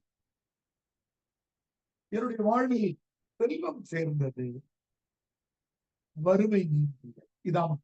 இதுதான் சின்ன ஒரு இலக்கியத்துக்கு உரை எழுதுகிற ஆற்றல் எப்பொழுது கிடைக்கிறதுனா, இது எல்லாம் ஒண்ணுதான். எழுந்து வியாழம் உறங்கிட்டுன்னு சொல்லாம இன்னொரு இடத்துல இருள் விலகி வெளிச்சம் வந்தது சொன்னா இதேதான் குறியீடு. இந்த விஷயம் எதுவும் மாறாது. நம்மகிட்ட இருந்து எதெல்லாம் விலகணும் நம்ம வாழ்க்கையில இன்னைக்கு நினைக்கிறோமோ அதுவெல்லாம் இருட்டின் குறியீடுகள். வெளிச்சத்தின் குறியீடுகள் வெற்றியும் மகிழ்ச்சியும் நட்பும் கொண்டாட்டமாக இருக்கிறது. அப்போ ஒரு சின்ன இலக்கிய பாடலுக்கு ஒரே ஒரு திருக்குறளுக்கு 4 பக்கம் கதை எழுதுறாங்க, விளக்கம் சொல்றாங்க. ஏன்னாக்கா அதுல இருக்கக்கூடிய அந்த கூறுகளை எடுத்துக்கொண்டு உள்நோக்கி பார்த்தோம். இது ஒரு சின்னதாக வலது மூளை செயல்பாடு. கரெக்டா சொன்னது. இடது மூளை மனப்பாடத்துல மிகச்சிறந்ததாக இருக்கும், வலது மூளை சிந்தனை ஆற்றல்ல சிறந்ததாக. என்னுடைய வீடியோ முழுவதும் நீங்க பாத்தீங்கன்னாக்கா எனது இடது கையை ஆச்சு பேசிட்டே இருக்கோம். இதுதான் இதுக்கு பயிற்சியே. வலது மூளை, இடது மூளை நமது வலது உறுப்புகளை கட்டுப்படுத்துகிறது, வலது மூளை இடது உறுப்புகளை கட்டுப்படுத்தும். நீங்க கையால எழுதுறது, இடது காலால அதிகமா விளையாடுறது, இடக்கண்ணால அதிக நேரம் படிக்கிறது, இடது நாசியால அதிக நேரம் மூச்சு விடுறதுன்னு இருந்தீங்கன்னா உங்களுக்கு படைப்பாற்றல் ரொம்ப எளிய. அதனாலதான் நம்ம சொந்தக்காரங்களை யாரையாவது இடதுகை பழக்கம் இருக்கிற பிள்ளைகள் இருந்தா மாத்தவே கூடாது. இதுக்கு நம்ம பயிற்சி மையத்துல ஒரு பயிற்சி கொடுக்குறோம். என்னன்னா, நீங்க கீழே ஷட்டில் கிரவுண்ட் விளையாடுறீங்கல்ல, விளையாடும் போது கொஞ்ச நேரம் பாயிண்ட் எடுக்கணும்ன்றது முக்கியம் இல்லை, இடது கையால விளையாடு. நீ பாயிண்ட் எடுக்கிறியா மிஸ் பண்றியா அதெல்லாம் இல்லை. இப்ப உன்னை படம் எடுத்துக்கிட்டே இருக்கும்போது உங்களுக்கு போர் அடிச்சா கூட என்ன பண்ணுவீங்க? ஸ்கூல்ல ஒரு படம் எடுத்துக்கு இருக்கீங்கல்ல, நீங்க இடது கையாளுக்கு உங்களுடைய இடது பக்க உறுப்புகளை பயன்படுத்த உங்களுக்கு படைப்பாற்றல. இது நான் தொடர்ந்து பின்பற்றிக்கிட்டே இருக்கிறேன். பல பேர் கேட்பாங்க, இவ்வளவு எழுதுறீங்க. இந்த இடது நாத்து வழியாக அதிகம் மூச்சு விடுகிற போது நமது வலது மூளை செயல்பாடு, இப்ப இந்த அறைக்குள்ள என்னால 50 கவிதைகள் எழுத முடியும். சின்ன கவிதைகள், பெரிய இந்த ஒலிபெருக்கியை பத்தி, மேசையை குறித்து, நாற்காலியை குறித்து, மின் விளக்கை குறித்து, மின் விசிறியை குறித்து, பலகையை குறித்து, நீங்க போட்டிருக்க சட்டையை குறித்து, இந்த பலகையை குறித்து அவ்வளவு விஷயங்கள் எழுதும். கிரியேட்டிவிட்டி என்பது வலது மூளையினுடைய செயல்பாடு. அதனால இந்த சின்ன விஷயங்களை நீங்க அழகா கூர்மையா பின்பற்றினீங்கன்னா இடையில உங்களுக்கு உடல்நல குறிப்புகள் எல்லாத்தையும் நம்ம சொல்லுவோம், எல்லாத்தையும் பயன்படுத்தலாம். உங்களுக்கு நீங்க கட்டுற கட்டணத்துக்கு உட்பட்டு ஒரு 2000 ரூபாய் மதிப்புள்ள வினா வங்கியும் சப்போர்ட்டிங் மெட்டீரியல் என்று சொல்லுகிற பாடத்துணை குறிப்புகள் உங்களுக்கு தருவாங்க. இது எல்லாத்தையும் நான் அதான் வேடிக்கையா சொல்லுவேன், ஒரு பொறியாளர் தமிழ் இலக்கிய உலகத்துக்கு வந்தால் என்ன நடக்குமோ அது நடந்திருக்கும். எல்லாத்தையும் டேபிள்ல காலமா போட்டு வேற்றுமை உறுப்புகள் ஐயால் இன்னது கண் அந்த டேபிள் காலத்தை எல்லாரும் போட்டிருப்பாங்க. இலக்கிய வரலாறுக்கு டேபிள்ல காலம் போட்டிருப்பேன், குறுந்தொகைக்கு போட்டிருப்பேன். குறுந்தொகை பாடல்லாம் என்ன, திணைனா என்ன, சூழல் என்ன, எழுதினவர் யாரு, யாருடைய கூற்று, அதனுடைய முக்கிய செய்தி என்ன, எந்த வரி மனப்பாடம் பண்ணும். சப்போர்ட்டிங் மெட்டீரியல் அப்படியே கிடைக்கும். இருக்க புறநானூறுனா அப்படி இருக்கும். பாடல் எண் என்ன, அதனுடைய திணை என்ன, நமக்கு பெரும்பாலும் பொதுவியல் திணை பொருண்மொழி காஞ்சியில இருக்கு. எழுதின புலவர் யாரு, மன்னனுடைய பேர் குறிப்பிடப்பட்டிருக்குதா, முக்கிய செய்தி என்ன வரி, எல்லாத்தையும் உங்களுக்கு டேபிள் காலமா இந்த மாதிரி மொழி வரலாறையே டேபிள் காலமா மாத்திரும். சக்திவேல் ஐயா கேள்விப்பட்டா கூட மகிழ்ச்சி அடைந்தார். அவருக்கு இருக்கிற அறிஞர் தான். அதனால உங்களுக்கு சப்போர்ட்டிங் மெட்டீரியல் இந்த வினாத்தாலும் உங்களுக்கு கொடுக்கப்படும். அதை நீங்க பயன்படுத்திக்கோங்க. உங்களுக்கு மற்ற பயிற்சி மையங்கள்ல சொல்லுவாங்க, தேர்வு வெற்றி அடைகிற வரையில் சப்போர்ட் பண்ணுவோம்னுவாங்க. அடுத்த முறை போனீங்கன்னா உள்ள விட மாட்டாங்க. பல முறை நான் கேள்விப்பட்டேன். ஆனால் நமது பயிற்சி மையத்துல தமிழ் விருப்ப பாடத்தை நம்ம 5 இருந்து 5.5 மாதங்களுக்குள்ள நடத்தி முடிப்போம். 5 இருந்து 5.5 மாதம் என்பது 160 நாட்கள். நான் விடுமுறை விடுறதுலாம் போக 110 இருந்து 120 நாட்கள் நடக்கும். 120 நாட்கள்ல 70 நாட்கள் செகண்ட் பேப்பர், 50 நாள் தான் ஃபர்ஸ்ட் பேப்பர். அதை பத்தி நான் நேற்று இதுல பேசியிருப்போம். இதை நடத்தி முடிச்ச பிறகு அடுத்த முறை இல்லையா, நான் திருவாசகத்துக்கு மட்டும் மறுபடியும் கவனிக்கிறேன். நீங்க யாருக்கிட்டையும் அனுமதி கேட்க தேவையில்லை, என்கிட்ட கேட்க தேவையில்லை, அட்மின்ட்டி கேட்க தேவையில்லை. நீங்க வாங்க பை எடுத்துட்டு வந்து உட்காந்துக்கலாம். ஆன்லைன்ல நீங்க இல்லையா, நான் இது வரைக்கும் இங்க அட்டன் பண்ணிக்கிட்டே இருந்தேன், இன்னைக்கு ஒரு நாள் நான் திருச்சிக்கு போயிட்டேன், நான் என்னையா பண்றதுனாக்கா ஆன்லைன்ல நேரடியா நீங்க வரலாம், அனுமதி எல்லாம் கேட்க தேவை. உங்களுக்கு ஐடி நம்பர் ஒண்ணு தந்துருவாங்க.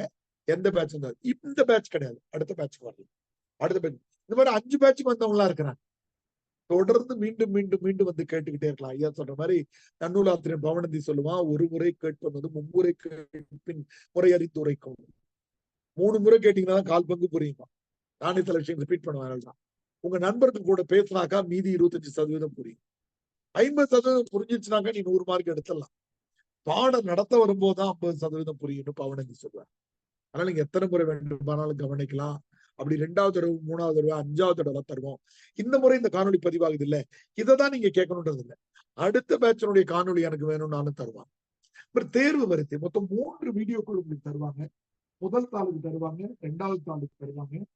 ஹெல்த் பேட்ச்னு சொல்லக்கூடிய TQ தமிழ் டார்கெட் 300+. மொத்தம் 3 வீடியோ அட்மின் தருவார். 3யுமே நீங்க கேட்டு வாங்கிக்கலாம். உங்களுக்கு இந்த டெஸ்ட் பேட்ச் உங்களுக்கு ஃப்ரீ. மற்ற அகாடமியில் படிக்கிற பிள்ளைகள் டெஸ்ட் பேட்ச் மட்டுமே 12,000 5,000 கட்டி படிக்கிறாங்க. 33 தேர்வுகள் வைக்கணும். அந்த தேர்வு இந்த பின்னாடி பக்கத்துல இருக்கு தரச்சல். 33 தேர்வுகள் நாம ஒவ்வொரு புத்தகத்துக்கும் தேர்வு வைக்கிறோம். 31 புத்தகத்துக்கும் ஒரு தேர்வு, 2 முழு தேர்வுன்னு வைக்கிறோம். நாம சொல்ற கேள்வியை தாண்டி IAS ஒரு கேள்வி கூட போட்டது. அதுதான் நம்ம புத்தகத்துக்கு பேரு சேலஞ்சிங்கா வினாக்கள் இவ்வளவுதான் போட்டிருக்கோம். சேலஞ்சிங்கா நீங்க எடுத்து பாத்தீங்கன்னா ஒரு கேள்வி கூட UPSC வெளியில போட்டது இல்லை, போடவே முடியாதுன்னா அவங்களுடைய சமன்பாட்டை நம்ம கண்டுபிடிச்சிட்டோம். ஒன்னும் உலகத்துல இல்லாத சமன்பாடு இல்லை. அறமும் ஆற்றலில் வெளிப்படும் மூவாவின் படைப்பாற்றலை விளக்குங்கன்னா இந்த கேள்வி அப்படியே தூக்கி 15 புத்தகத்திலையும் போட்டுரும். வேற எதில்லை.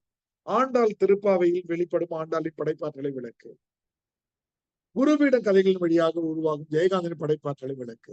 ஓமையின் ஒரு புத்தகத்துல கேள்வி போட்டோம்னு வச்சுக்கோங்க, எந்த புத்தகத்துல ஓமை போட வாய்ப்பு இருக்கு அதெல்லாம் உங்க கூடயே கலந்து பேசிதான் அந்த வினாத்தாளை நான் உருவாக்கினேன். நம்ம கடவுளாலாம் உருவாக்குறேன். பிள்ளைகளை சொல்லுவாங்க, ஐயா இந்த கேள்வி இப்படி வருமா ஐயா அப்படின்வாங்க. நல்ல கேள்வியா இருக்கு, இந்த முறை போட்டுருங்க. அதுதான் அந்த கேள்வி. போன முறை நம்ம கிளைம் பண்ணிருக்கிறது என்னன்னா, அவங்க போட்ட அந்த 19 மொத்தம் இந்த உங்களுக்கு தெரியுது இல்லையா, 5 3 3 3 எத்தனை கேள்விமா 14 28 2 பேப்பருக்கு சேர்ந்து 56 கேள்விகள்ல 55 கேள்விகள் நேரடியா நம்ம போட்டது. ஒரே ஒரு சின்ன கேள்வி, அதையும் நான் கிளைம் பண்ணலாம். ஏதாவது ஒரு நியாயத்துக்காக என்ன பண்றோம்னா, சிறப்பு ஒரு கேள்வி கேட்டிருந்தாங்க, அதை நான் நடத்தி இருக்கிறேன். தமிழருடைய திருமண முறைகள்ல சங்க காலத்துல ஒரு வேடிக்கையான ஒரு முறை இருந்தது. அது என்னன்னாக்கா, திருமணத்திற்கு முன்பு சிலம்பு அணிந்திருப்பாங்க, திருமணத்துக்கு பிறகு அதை கழட்டிடுவாங்க. அது உறுதிப்படுத்தப்பட்ட செய்தி. ஏன்னா பல்வேறு நற்றினையிலும் குறுந்தொகை பாடல்கள்லையும் இந்த கல்யாணம் முடிஞ்ச பிறகு 15-20 நாள் நடக்கக்கூடிய சிலம்பு கழி நோன்பு ஏழை தலைவனை கல்யாணம் பண்ணிட்டு போயிட்டாலே என் வீட்டுல இருந்திருந்தா அப்படி நடந்திருக்கும், வேற அணிகளா மாறி இருக்கிறாங்க. இது வந்து ஒரு 10 மதிப்பெண்ணா கேட்டிருந்தாங்க. நான் நடத்திருந்தேன். ஆனா அது ஒரு எதிர்பார்க்கப்படும் கேள்வியா போடல. அப்படி யூபிஎஸ்சி எப்பவுமே லேசா எல்லை தாண்டுவாங்க, தாண்டதான் செய்வாங்க. அப்பதான் அவங்க அதனால நம்ம வினாக்கள் இவ்வளவுதான் போட்டிருக்கோம். நீங்க அதனால ஒவ்வொரு புத்தகம் முடிச்ச உடனே நீங்க எப்படி படிக்கணும்ன்றது மட்டும் நான் சொல்லிடுறேன். ஒண்ணு, நான் நடத்துற பாடம் இந்த காணொலிகளே இன்னும் ஒரு தடவை அல்லது 2 தடவை பார்க்கணும். காணொலி இந்த நீ போடணும் அப்படின்னு அறிஞர்கள் இப்ப சொல்றாங்க. ஏன்னா வீடியோ, ஒலி என்பது சவுண்ட், வீடியோவும் ஆடியோவும் இருக்கிறதால அந்த லீவ் போடக்கூடாது, இந்த லீவ் போடணும்னு இப்ப அண்மை காலமா சமூக ஊடகங்கள் செய்து பாடம் காணொலியும் கேட்கறீங்க. இது முதல். அடுத்தது, பழைய வினாக்கள் எல்லாத்துக்கும் விடை தெரியுதான்னு முதல்ல பார்க்கணும். யூபிஎஸ்சி ஒரு கருப்பணர்கள் படிச்சு முடிச்ச உடனே இதுவரையில் யூபிஎஸ்சி கேட்டிருக்கிற எல்லா வினாக்களுக்குமான விடையும் ஐயா சொல்லி தந்திருக்காரா, நமக்கு ஐடியா இருக்கா, இல்லைன்னா நடுவில் நீங்க எப்ப வேணாலும் கேட்கலாம், எந்த ஐயங்களும் இருந்தாங்க. மூணாவதாக நீங்க என்ன பண்ணீங்கன்னா, இங்க விடை எழுதின தாள்கள், விடைத்தாள்கள் இருக்கு, விடைத்தாள்களுடைய பயிற்சி இருக்கு. நம்முடைய பிரியங்காவுக்குன்னு ஒரு ஃபைல தனியா வச்சிருக்கோம். பிரியங்கா ஃபைல்லையும் ஒண்ணு, ஒரு ஃபைல் வச்சிருக்கோம். ரொம்ப அருமையான ஃபைல் கூட இங்க ஒண்ணு இருக்கும், மொழி வரலாறு. பழைய பிள்ளைகள் இதுவரையில் தேர்வு எழுதின பிள்ளைகள் நல்லா எழுதின விடைத்தாள்களை நகர்ந்து வச்சிருக்கோம். இது ஒரு 7000 பக்கங்கள் கிட்ட, எத்தனை பக்கமா இருக்கு? ஆனா இதை நான் பெரும்பாலும் யார்ட்டையும் காட்ட மாட்டேன், அது அப்படியே வச்சிருக்க சொல்லுங்க. ஏன்னா அதை பார்த்துட்டீங்கன்னா அது போல நீங்க எழுதிருக்க. ஆனா ஒரு விடையை தடுமாறி விர்ச்சுவல் அகாடமில போய் படிச்சு, கூகுள்ல படிச்சு, விடைத்தாளை படிச்சு ஐயா இதுவா இருக்குமான்னு எழுதும்போது உங்களுக்கு அதுல 2 புதிய விஷயங்கள் கிடைச்சது. அதுக்கப்புறம் விடைத்தாள்களை பாருங்க, இல்லைனாக்கா விடைத்தாள்களை பார்க்க. இதற்கு அடுத்து நம்ம விடைகள் தொடர்பான காணொலிகள் அந்த காணொலி பேர் வச்சுக்கோம், தமிழ் டார்கெட் 300. இந்த 5 நிலைகளை ஒவ்வொரு நூல்களுக்கும் நீங்க வந்துட்டீங்கன்னா நீங்க குட்டி தமிழையான்னு சொல்லுவாங்க. அப்படி பல பேர் இருக்கிறாங்க. நாளைக்கு நீங்க வரும்போது அரங்க நிரம்பி இருக்கும். ஏன்னா பழைய பிள்ளைகளுக்கு வந்து டெமோ கிளாஸ்ன்றதால வரல. நாளைக்கு நீங்க வரும்போது நம்ம இங்க அரங்கத்துல மட்டுமே 20-22 பேர் மேல இருக்கும். இதுல வந்து ரொம்ப பேர் இருப்பாங்க. அப்போ இந்த விடை எழுதுறது எப்படி எழுதுறது, விடை எழுதுறது அல்லது விடை குறிப்பு எழுதுறது, மெட்டீரியலா ப்ரிப்பேர் பண்றது, ஒவ்வொரு நாளும் 2 பக்கத்துல இருந்து 4 பக்கம் பார்த்து எழுதுங்க, பார்க்காம எழுதுங்க, அதை பத்தி எல்லாம் கவலை இல்லை. ஒரு கருப்பலர்கள், ஐயா கருப்பு மலர்கள் நிலா எங்கெல்லாம் வருது தேடி எழுதுனீங்க, வசந்தம் ருது அந்த கேள்வி எல்லாம் கேட்டிருப்பேன், அதெல்லாம் எழுதுனீங்க, பார்த்து எழுதுனீங்க, பரவாயில்ல. ஒவ்வொரு நாளும் 4 பக்கம் எழுதுனீங்கன்னா நான் நடத்தக்கூடிய 110 120 நாள்ல நீங்க ஒரு 440 பக்கம் எழுதுங்க. இந்த 440 பக்கம் நீங்க பிரிலிம்ஸ் எக்ஸாம் முடிக்கும் போது மெயின்ஸ் பாஸ் பண்ணிட்டோம் என்ற நம்பிக்கையும் உங்களுக்கு தரும். ஏன்னா அந்த நேரத்துல எல்லாரும் தமிழ் விழுந்து நீங்க படிக்க தேவையில்லை. இப்பவே டெஸ்ட் பேட்சுக்கு 15 பேர் 18 பேர் எழுதுறாங்க. டெஸ்ட் பேட்சை வந்து சீரியஸா எழுதுறது 3 பேர் தான். கம்மித்தான் ஒரு பொண்ணு எழுதுறா, இன்னொரு தமிழ் லிவிஸ்ரீன்னு ஒரு பையன் வரும். 15 பேர் எழுதுறாங்க. நம்ம அகாடமி தோட்டமா இந்த முறை தமிழ் ஆப்ஷன் மெயின்ஸ் எழுதுறவங்க 15 பேர் மேல இருக்காங்க. மீறி பேர்ல இருந்து வீடியோ மட்டும் கேட்டுக்கிறான். ஜம்மு காஷ்மீர்ல இருந்து அழகர் சாமின்னு ஒருத்தர் சிஆர்பிஎஃப் முடிச்சவர், அவர் ஆன்லைன்ல கவனிச்சிட்டு இருக்கிறார். அப்போ இப்ப நீங்க தயாராயிட்டீங்க. 440 பக்கம், இது போக கொஞ்சம் விடைகள். அந்த மஞ்சள் கலர் புத்தகம் இருக்குல்ல நான் தர்றது, அது அப்படியே கிறுக்கி இருக்கணும். ஒரு கேள்வி எடுத்தாக்கா, ஓ இந்த பாடல் எழுதணும், இது எழுதணும், எல்லாத்துக்கும் எல்லா கேள்விகளும் உங்களுக்கு நண்பராங்க. எல்லா கேள்விகளும் நண்பர் ஆயிடுச்சுன்னா அவன் என்ன டெஸ்ட் பண்ணாலும் அங்க போய் அது நம்ம கேட்கவே மாட்டாங்கன்ற கேள்விகள்லாம் வேணுட்டு கேட்பேன். இப்பவே ஆண்டாள் திருப்பால ஒரு இன்ட்ரெஸ்டிங்கான கேள்வி கேட்டு பாருங்க. அதாவது இதே கேள்விதான் சொன்ன விஷயம். ஆண் மையமாக இருந்த மெய்யியல் துறையை பெண் மையத்தை நோக்கி நகர்த்திய பெருமை ஆண்டாள் திருப்பாவைக்கு உண்டு. ஒவ்வொரு தடவையும் நான் புதிய கேள்விகள் ஏதாவது உருவாக்குவேன், வண்டி ஓட்டும் போது சிந்திச்சுட்டே போறோம். அப்போ மெய்யியல்னாக்கா ஆன்மீகத்தை ஆண் மையமாக இருந்த மெய்யியல் துறையை பெண் மையத்தை நோக்கி நகர்த்திய பெருமை ஆண்டாள் அம்மாவுக்கு உண்டு என்ற கூற்றை ஆராய்கள் கொடுத்துட்டாங்கன்னா பாசிட்டிவ் சைடும் பார்க்கலாம், நெகட்டிவ் சைடும் பார்க்கலாம்.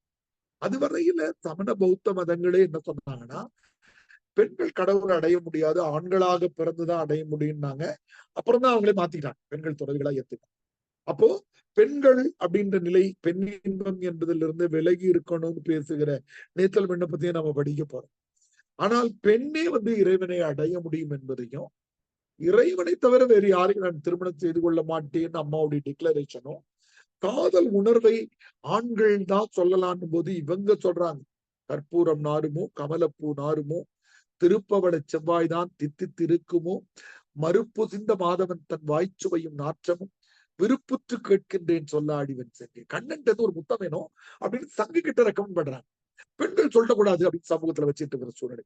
இப்படி இந்த பக்தியில அவங்க எப்படி மையம் போயிச்சாங்கன்னு ஒரு புதிய கேள்வியை நம்ம உருவாக்கணும். ஏன் இந்த புதிய கேள்வியை உருவாக்குறோம்னா, நீங்க சிந்திக்க பெண்கள் மாறினாங்கன்றத முன்னுரையிலேயோ அல்லது முடிவுரையிலேயோ எழுதும் போது யாரும் எழுதாத செய்ய. இந்த கேள்வியை 10 மதிப்பெண் நீங்க எழுதுனுடைய நன்மை என்னன்னா, உங்களுடைய முன்னுரையிலேயோ முடிவுரையிலேயோ இந்த விஷயத்தை எழுதலாம். அதுவரையில் ஆண்கள் மையமாக இருந்த மெய்யியல பெண்களை நோக்கி நகர்த்தி பெருமை ஆண்டாள் திருப்பாவை கொண்டு எழுதினா தாழ்த்திருப்போம். பெருமையா எழுது முக்கியமான பாயிண்ட். ஒரு வரிக்காக தான் நம்ம தயாராகிறோம் 10 மார்க். அப்படி நான் உள்ள பிரிச்சு புதிய புதிய புதிய கேள்விகளை எக்கச்சக்கமா உருவாக்கிறேன். அதனாலதான் யூபிஎஸ்ல மட்டும் தாண்ட முடியாதுன்னு இப்ப திருக்குறளுடைய 59வது அதிகாரத்தையும் 69வது அதிகாரத்தையும் ஒப்பிட்டு இருக்கு. இது ஒற்றன், அது துடு. ஒற்றன் அடையாளம் தெரியாம இருக்கணும், மலைக்கடனாவும் குள்ளமாவும் குண்டாவும் இருக்கணும். தூதுவனான பிசிக்ல இருப்போம், அறிவு உரு ஆராய்ந்த கல்வின்னு. இங்க நமக்கு துறந்தார் படிவத்தாராகி இறந்தாராய்ந்து என் சொல்லும் ஒற்றுன்னு எழுதுவார். துறவி வேஷத்துல போயிட்டு உள்ள போயிட்டு ஆராயணும்னு எழுதியிருப்பாரு. அப்ப இந்த மாதிரி புதிய கேள்விகள் எக்கச்சக்கமா உருவாக்கி இருக்கிற புத்தகம் தான் அது. அதான் என்ன சொல்றேன், அது எல்லாத்துக்கும் விட எழுதி தேவை. ஆனா அந்த கேள்வி எல்லாத்தையும் ஒரு 5 நிமிடம் சிந்திச்சு இந்த பாயிண்ட் எழுதிட்டீங்கன்னா உங்களுடைய விடைத்தாளுடைய இன்டர்பிரேஷன் சொல்லக்கூடிய பொருத்தி பார்க்கிற தன்மை வேறு லெவலுக்கு வரும். நல்லா எழுத முடியும். நம்ம இப்போ நிறைவு பண்ணிக்கிறோம். 8:15 வரைக்கும் நம்ம திட்டமிட்டு இருந்தோம். ஆன்லைன் பிள்ளைகளுக்கு பாடத்திட்டம் தொடர்பாக பொது ஐயங்கள் இருந்தா கேட்கலாம். பொது ஐயம்னா எல்லோருக்கும் பயன்படக்கூடிய கேள்வி இருந்தா கேட்கலாம். கட்டணம் குறித்தோ வேறு செய்திகளை குறித்தோ ஐயம் இருந்தா என்கிட்ட அல்லது தம்பி கிட்ட பேசுங்க. என்னுடைய எண் 944 30 190 88. இது என்னுடைய வாட்ஸ்அப் பண்ண எண்ணு. அட்மினுடைய நம்பர் 96 39 10. இது 2 எண்கள்ல நீங்க கட்டணம் தொடர்பா கட்டணத்தை விரைவா செலுத்தினீங்கன்னா உங்களுக்கு ஒரு சின்ன சலுகை இருக்கு. அதை எப்பவுமே பயன்படுத்திக்கோங்க. ஏன்னா சில நேரத்துல பிள்ளைகளுக்கு நாம கட்டணம் குறைச்சு சொல்றோம். கட்டணம் விட்டுட்டு 2 மாசம் கழிச்சு ஐயா இந்த கட்டணம் சொன்னீங்க ஏன்னு 2 மாசம் கழிச்சு கேட்கிறாங்க. ஏன்னா மீண்டும் மீண்டும் உங்களுக்கு வெளிப்படையா சொல்லிட்டு இருக்க மாதிரி இந்த பயிற்சி மையத்தின் ஒற்றை இயக்குனர் நான் கிடையாது. நாங்க 6 பேர் 7 பேர் சேர்ந்து நடத்துகிற பயிற்சி மையம். நான் காலைல 6ல இருந்து 9 வரைக்கும் இங்க இருக்கேன். இங்க இருந்து கிளம்பி போயிடுறேன். மற்ற இயக்குநர்கள் சிவகுமார், தேசாபிமானம், தியாகராஜன், நரேந்திரன், இன்னும் 4-5 பேர் இருக்காங்க. அவங்க மற்ற நேரங்கள்ல தொலைபேசி வழியாவோ இதையோ நிர்வாக மேலாண்மை பார்க்கிறாங்க. அதுக்கு நிதி மேலாண்மை பார்க்கறதுக்கு தியாகராஜன் ஐயாவை நியமிச்சிருக்கோம். இப்ப நான் உங்களுக்கு கட்டணம் கட்டுறீங்க, இன்னைக்கே கட்டுறீங்கன்னா ஒரு சலுகை என்னால தர முடியும். அதுக்கு எனக்கு உரிமை தரேன். இன்னைக்கு ஒரு கரண்ட் பில் கட்டணும், ஆமா சார் இன்னைக்கு கரண்ட் பில் கட்ட வேண்டியிருக்கு, பையன் எவ்வளவு கட்டினா வாங்கிக்கோங்க அப்படின்னு சொன்னாங்கன்னா நான் உடனே உங்களுக்கு சொல்லணும். உடனே கட்டினீங்கன்னா அது கட்டிடலாம். நீங்க அது 2 வாரங்கள் கழிச்சு வந்தீங்கன்னா அப்போ என்னுடைய கண்ட்ரோல்ல இருக்காது. புரியுதுங்களா? அதனாலதான் நான் விரைவா செலுத்துங்க அப்படின்னு நம்ம சொல்றோம். நீங்க அதிகமா பயன்படுத்திக்கோங்க. வேற ஏதாவது கேள்விகள் ஆன்லைன் பிள்ளைகளுக்கு பொது கேள்விகள் இருந்தா சொல்லுங்க. உங்களுக்கு இந்த நடத்துற நேரத்தை மட்டும் சொல்றேன். காலையில 6:45 9. பெரும்பாலும் எல்லா நாட்கள்லயும் இருக்கும், ஞாயிற்றுக்கிழமையில இருக்காது. விடுமுறை என்பதை நான் முதல் நாளில் சொல்லிடுவேன். ரொம்ப முன்னாடி நான் இந்த திருமணத்துக்கு போறேன்னு சொல்றேன். அதனாலதான் நம்ம 165 நாட்கள்ல நம்ம 110 நாள் நடத்துறோம்னு சொல்லிட்டு கமிட் பண்றதுக்கு காரணம் என்னன்னாக்கா, நான் அண்ணா பல்கலைக்கழகத்துல பணியாற்றுறதால எங்க தேர்வு விடைத்தாள் திருத்த கூப்பிடுவானுங்க, சில இலக்கிய நிகழ்ச்சிகள் போவேன். அதனாலதான் நான் விடுமுறை முன்னாடியே நான் டிக்ளேர் பண்ணிடுவேன். நீங்க வந்துட்டு திரும்பி போற மாதிரி ஒரு நாள் கூட வகுப்பு இருக்காது. ஐயாவுக்கு இன்னைக்கு திடீர்னு தலைவலி, வயிற்று வலி, இன்னைக்கு ஐயா வரல அப்படிங்கிறது நம்ம பயிற்சி மையத்தில் இருக்கவே இருக்காது. எல்லா நாளும் 5 நிமிடம் 10 நிமிடம் முன்ன பின்ன வருவதை தவிர வராம விடவே மாட்டோம். அதனால இதுல 5.5 மாதங்கள் நடத்துவோம். காணொலிகள் உங்களுக்கு கிடைச்சிக்கிட்டே இருக்கும். டெஸ்ட் பேட்சை பொறுத்த மட்டும் 1 வருஷம் உங்களுக்கு ஃப்ரீ. அடுத்த ஜூன்ல பிரிலிம்ஸ் முடிச்சுட்டு வராங்கல்ல, அவங்க வர்ற வரையில இந்த டெஸ்ட் பேட்சை நீங்க ஃப்ரீயா எடுக்கணும். அது நீங்க அதன் காரணமா தள்ளி போட்டுறாதீங்க. நாள்தோறும் நாட்களை எடுத்து எடுத்து எழுதி பழகுங்க. உங்களை வெற்றியடைய வைக்கிறதா நம்முடைய நோக்கம். நம்முடைய பயிற்சி மையத்துல ரொம்ப பேர் ரஞ்சித்ல இருந்து இந்த முறை வெற்றி அடைஞ்ச பேச்சில இருந்து தமிழ்நாட்டிலேயே ரேங்க் வாங்கி இப்பதான் கல்யாணம் ஆச்சு. அவ கல்யாணம் கல்லூரில தான் நடந்துச்சு. போயிட்டு வந்து பிரியங்கா என்னமா எளிய குடும்பங்கள்ல இருந்து வந்தவங்க, கட்டண தாழ்மா கட்டினவங்க. அது காது கேட்காத தம்பி ரஞ்சித். அது மட்டும் இல்லாம இன்னொரு வேடிக்கையான விஷயம் நடக்குது. அது உங்களுக்கு தெரியும். நம்ம டிஎன்பிஎஸ்சிக்கு வகுப்பு நடத்துறோம். ஆனாலும் தமிழ் ஆப்ஷன்ல இருந்து படிச்சுட்டு போனவங்க குரூப் 2ல யூனியூமரஸ். எனக்கு தெரிய லில்லின்னு முதல் பொண்ணு. நான் முதல்ல அவளை கூட்டு கோச்சிக்கிட்டேன். ஏமா குரூப் 2 நீ பாஸ் பண்ணது நான் சொல்லிக் கொடுத்த தமிழ் தானே காரணம். வந்து தேங்க்ஸ் சொல்ல மாட்டேங்க. ஐயா கோச்சிக்காதீங்க. யூபிஎஸ்சி படிச்சுட்டு வரல. அப்ப இருந்து தொடங்கி இன்னைய வரைக்கும் நேத்து போன் அடிச்ச வரைக்கும் பாத்தீங்கன்னாலே தமிழ் ஆப்ஷன்ல இருந்து தமிழ் ஆப்ஷன் காரணமா குரூப் 2ல இருக்கிற மார்க்குகளை அதிகமா எடுத்து அதிகமா பாஸ் பண்ணும்போது ஒரு 50-60 பேருக்கு மேல ரொம்ப பேர். நம்முடைய கவிதை சிறைகள்ல இருந்து தீபான்னு ஒரு பாப்பா குரூப் 1 கிளியர் பண்ணிருக்கு. ரொம்ப குறைவான மதிப்பெண், தமிழ்ல குறைவாதான் கேட்பான். அவ டாப்ல சீஃப், அது சிஇஓன்னு சொன்னாலா, நான் நினைச்சிட்டேன் நினைச்சேன் எஜுகேஷன் ஆபீசர் நினைச்சிட்டேன். எம்ப்ளாய்மெண்ட் ஆபீசரா ஜாயின் பண்ணிருக்கா. வேலை வாய்ப்பு முதல்வர்கிட்ட ஆர்டர் வாங்க. தமிழ் ஆப்ஷன் வேறு சில நன்மைகளையும் உங்களுக்கு தரும். அதை பயன்படுத்திக்கோங்க. பொது சந்தேகங்கள் இருந்தா கேட்கலாம். பொதுவான ஐயங்கள். ஆன்லைன் பிள்ளைகள் குணசேகர், குருராஜன், ஜோதிலட்சுமி, சோபனா மலைசாமி, உதயநிலா எல்லாருக்கும் பயன்படுற கேள்விகளா இருந்தா வகுப்பிலே கேட்கலாம். ஒளி வாங்கி திறந்துட்டு. உனக்குமா உன் பேரை மறந்துட்டேன்டா. லட்சுமி காயத். எந்த ஊர்மா? திருவண்ணாமலை. என்ன டிகிரிமா நீங்க? பி. திருவண்ணாமலை எங்கம்மா? திருவண்ணாமலை வேண்டும். சுப்பிரமணிய பாரதியார் அவர் வந்து நம்ம வரலாறு அமைப்பு நடத்திட்டு கேள்விப்பட்டிருக்கலாமா? அவர் வீட்டுல இருந்து எவ்வளவு தூரம் நீங்க? பக்கத்து தெரு தான். அவங்க பொண்ணு பச்சையம்மாலாம் தெரியுமா உங்களுக்கு?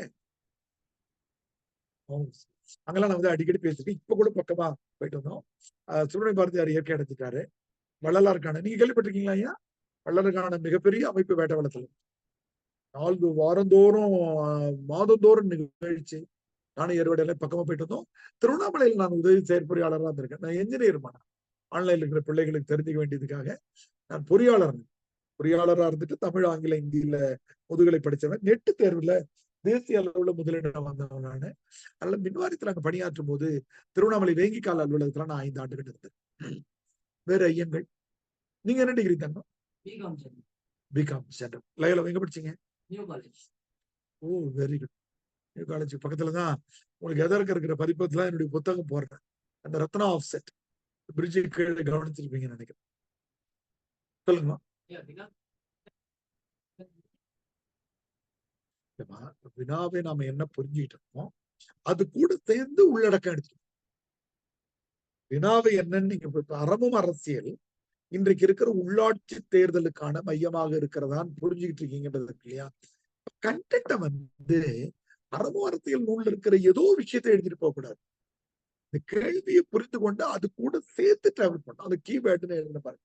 பிராக்கெட்ல எழுதும் போது சாவிச்சொல்னு ஒரு வரி எழுதின பாருங்க. அந்த உள்ளடக்கம் என்பது என்னன்னாக்கா அந்த சாவிச்சொல் கூட நீங்க பயக்கணும் அப்படின்னு ரைட்டுலாமா? அது நீங்க இருந்துட்டா சரி வரும். அதான் உள்ளடக்கம். இப்போ உள்ளடக்கம்னா என்னன்னு மறுபடியும் சொல்ல. இப்போ ஒரு கேள்வியை படிச்சுட்டீங்க தம்மா. யாருக்கும் வெட்கமில்லை நாடகத்தில் இடம்பெற்றிருக்கும் அங்கதங்களை எழுதுகின்றாங்க நகைச்சுவை. ஆனா யாருக்கும் வெட்கமில்லை கதையை நீங்க எழுதிட்டு இருந்தீங்கன்னா எப்படி இருக்கும்? யாருக்கும் வெட்கமில்லை கதையை கேட்கல. அதுல வரக்கூடிய அங்கத பகுதிகள் மட்டும் எதுன்னு கேட்கிறாங்க. ஆனா யாருக்கும் வெட்கமில்லை பத்தி தான் எழுதுறீங்க நீங்க. ஆனா உள்ளடக்கம் யாருக்கும் வெட்கமில்லை பத்தி தான் இருக்கு. ஆனா கேள்வி தொடர்பானதா இருக்கு. அடைக்குறிக்குள்ள சாதிச்சொல் கீவேர்ட் அந்த கொஸ்டின். உள்ளடக்கத்தை கூட அங்கதமே எழுதுறீங்களா அப்படிங்கிறது தான். கதையில எழுதுறீங்களா? திடீர்னு பிரமிளா நல்லவங்க, அவங்க வேணுங்க ஏமாத்திட்டாரு, சுந்தர அந்த மாதிரி எழுதுறீங்களா? இல்ல நகைச்சுவை பகுதிகளே 3வது காட்சியில் இருந்த நகைச்சுவை வருது, 8வது காட்சியில் இருந்த நகைச்சுவை வருது அப்படின்னு அங்க அது கூட டிராவல் பண்றேன். அதான் உள்ளடக்கம். உள்ளடக்கத்தை வந்து எனக்கு வந்து தமிழ் மொழியின் செம்மொழி தகுதிகள் கேட்கறான்னு வச்சுக்கோங்க. தமிழ் வந்து தொல்காப்பியத்துல பெருசு, இதுல பெருசு, அதுல பெருசுன்னு எழுதுறது முக்கியம் இல்லை. தமிழ் செம்மொழி தகுதிகளாக இருப்பதற்கு 11 தகுதிகள் சொல்லப்பட்டிருக்கிறது. அது தாய்மை, அதனுடைய தொன்மை, பிறமொழி தாக்கமின்மைன்னு 11 தகுதிகளை மத்திய அரசு, ஒன்றிய அரசு நியமிச்சிருக்கு, இது பண்ணிருக்காங்க, வரையறுத்திருக்காங்க. அந்த 11க்குள்ளேயே இது வருது. அப்போ 11 பத்தி எழுதினாதான் செம்மொழி தகுதி.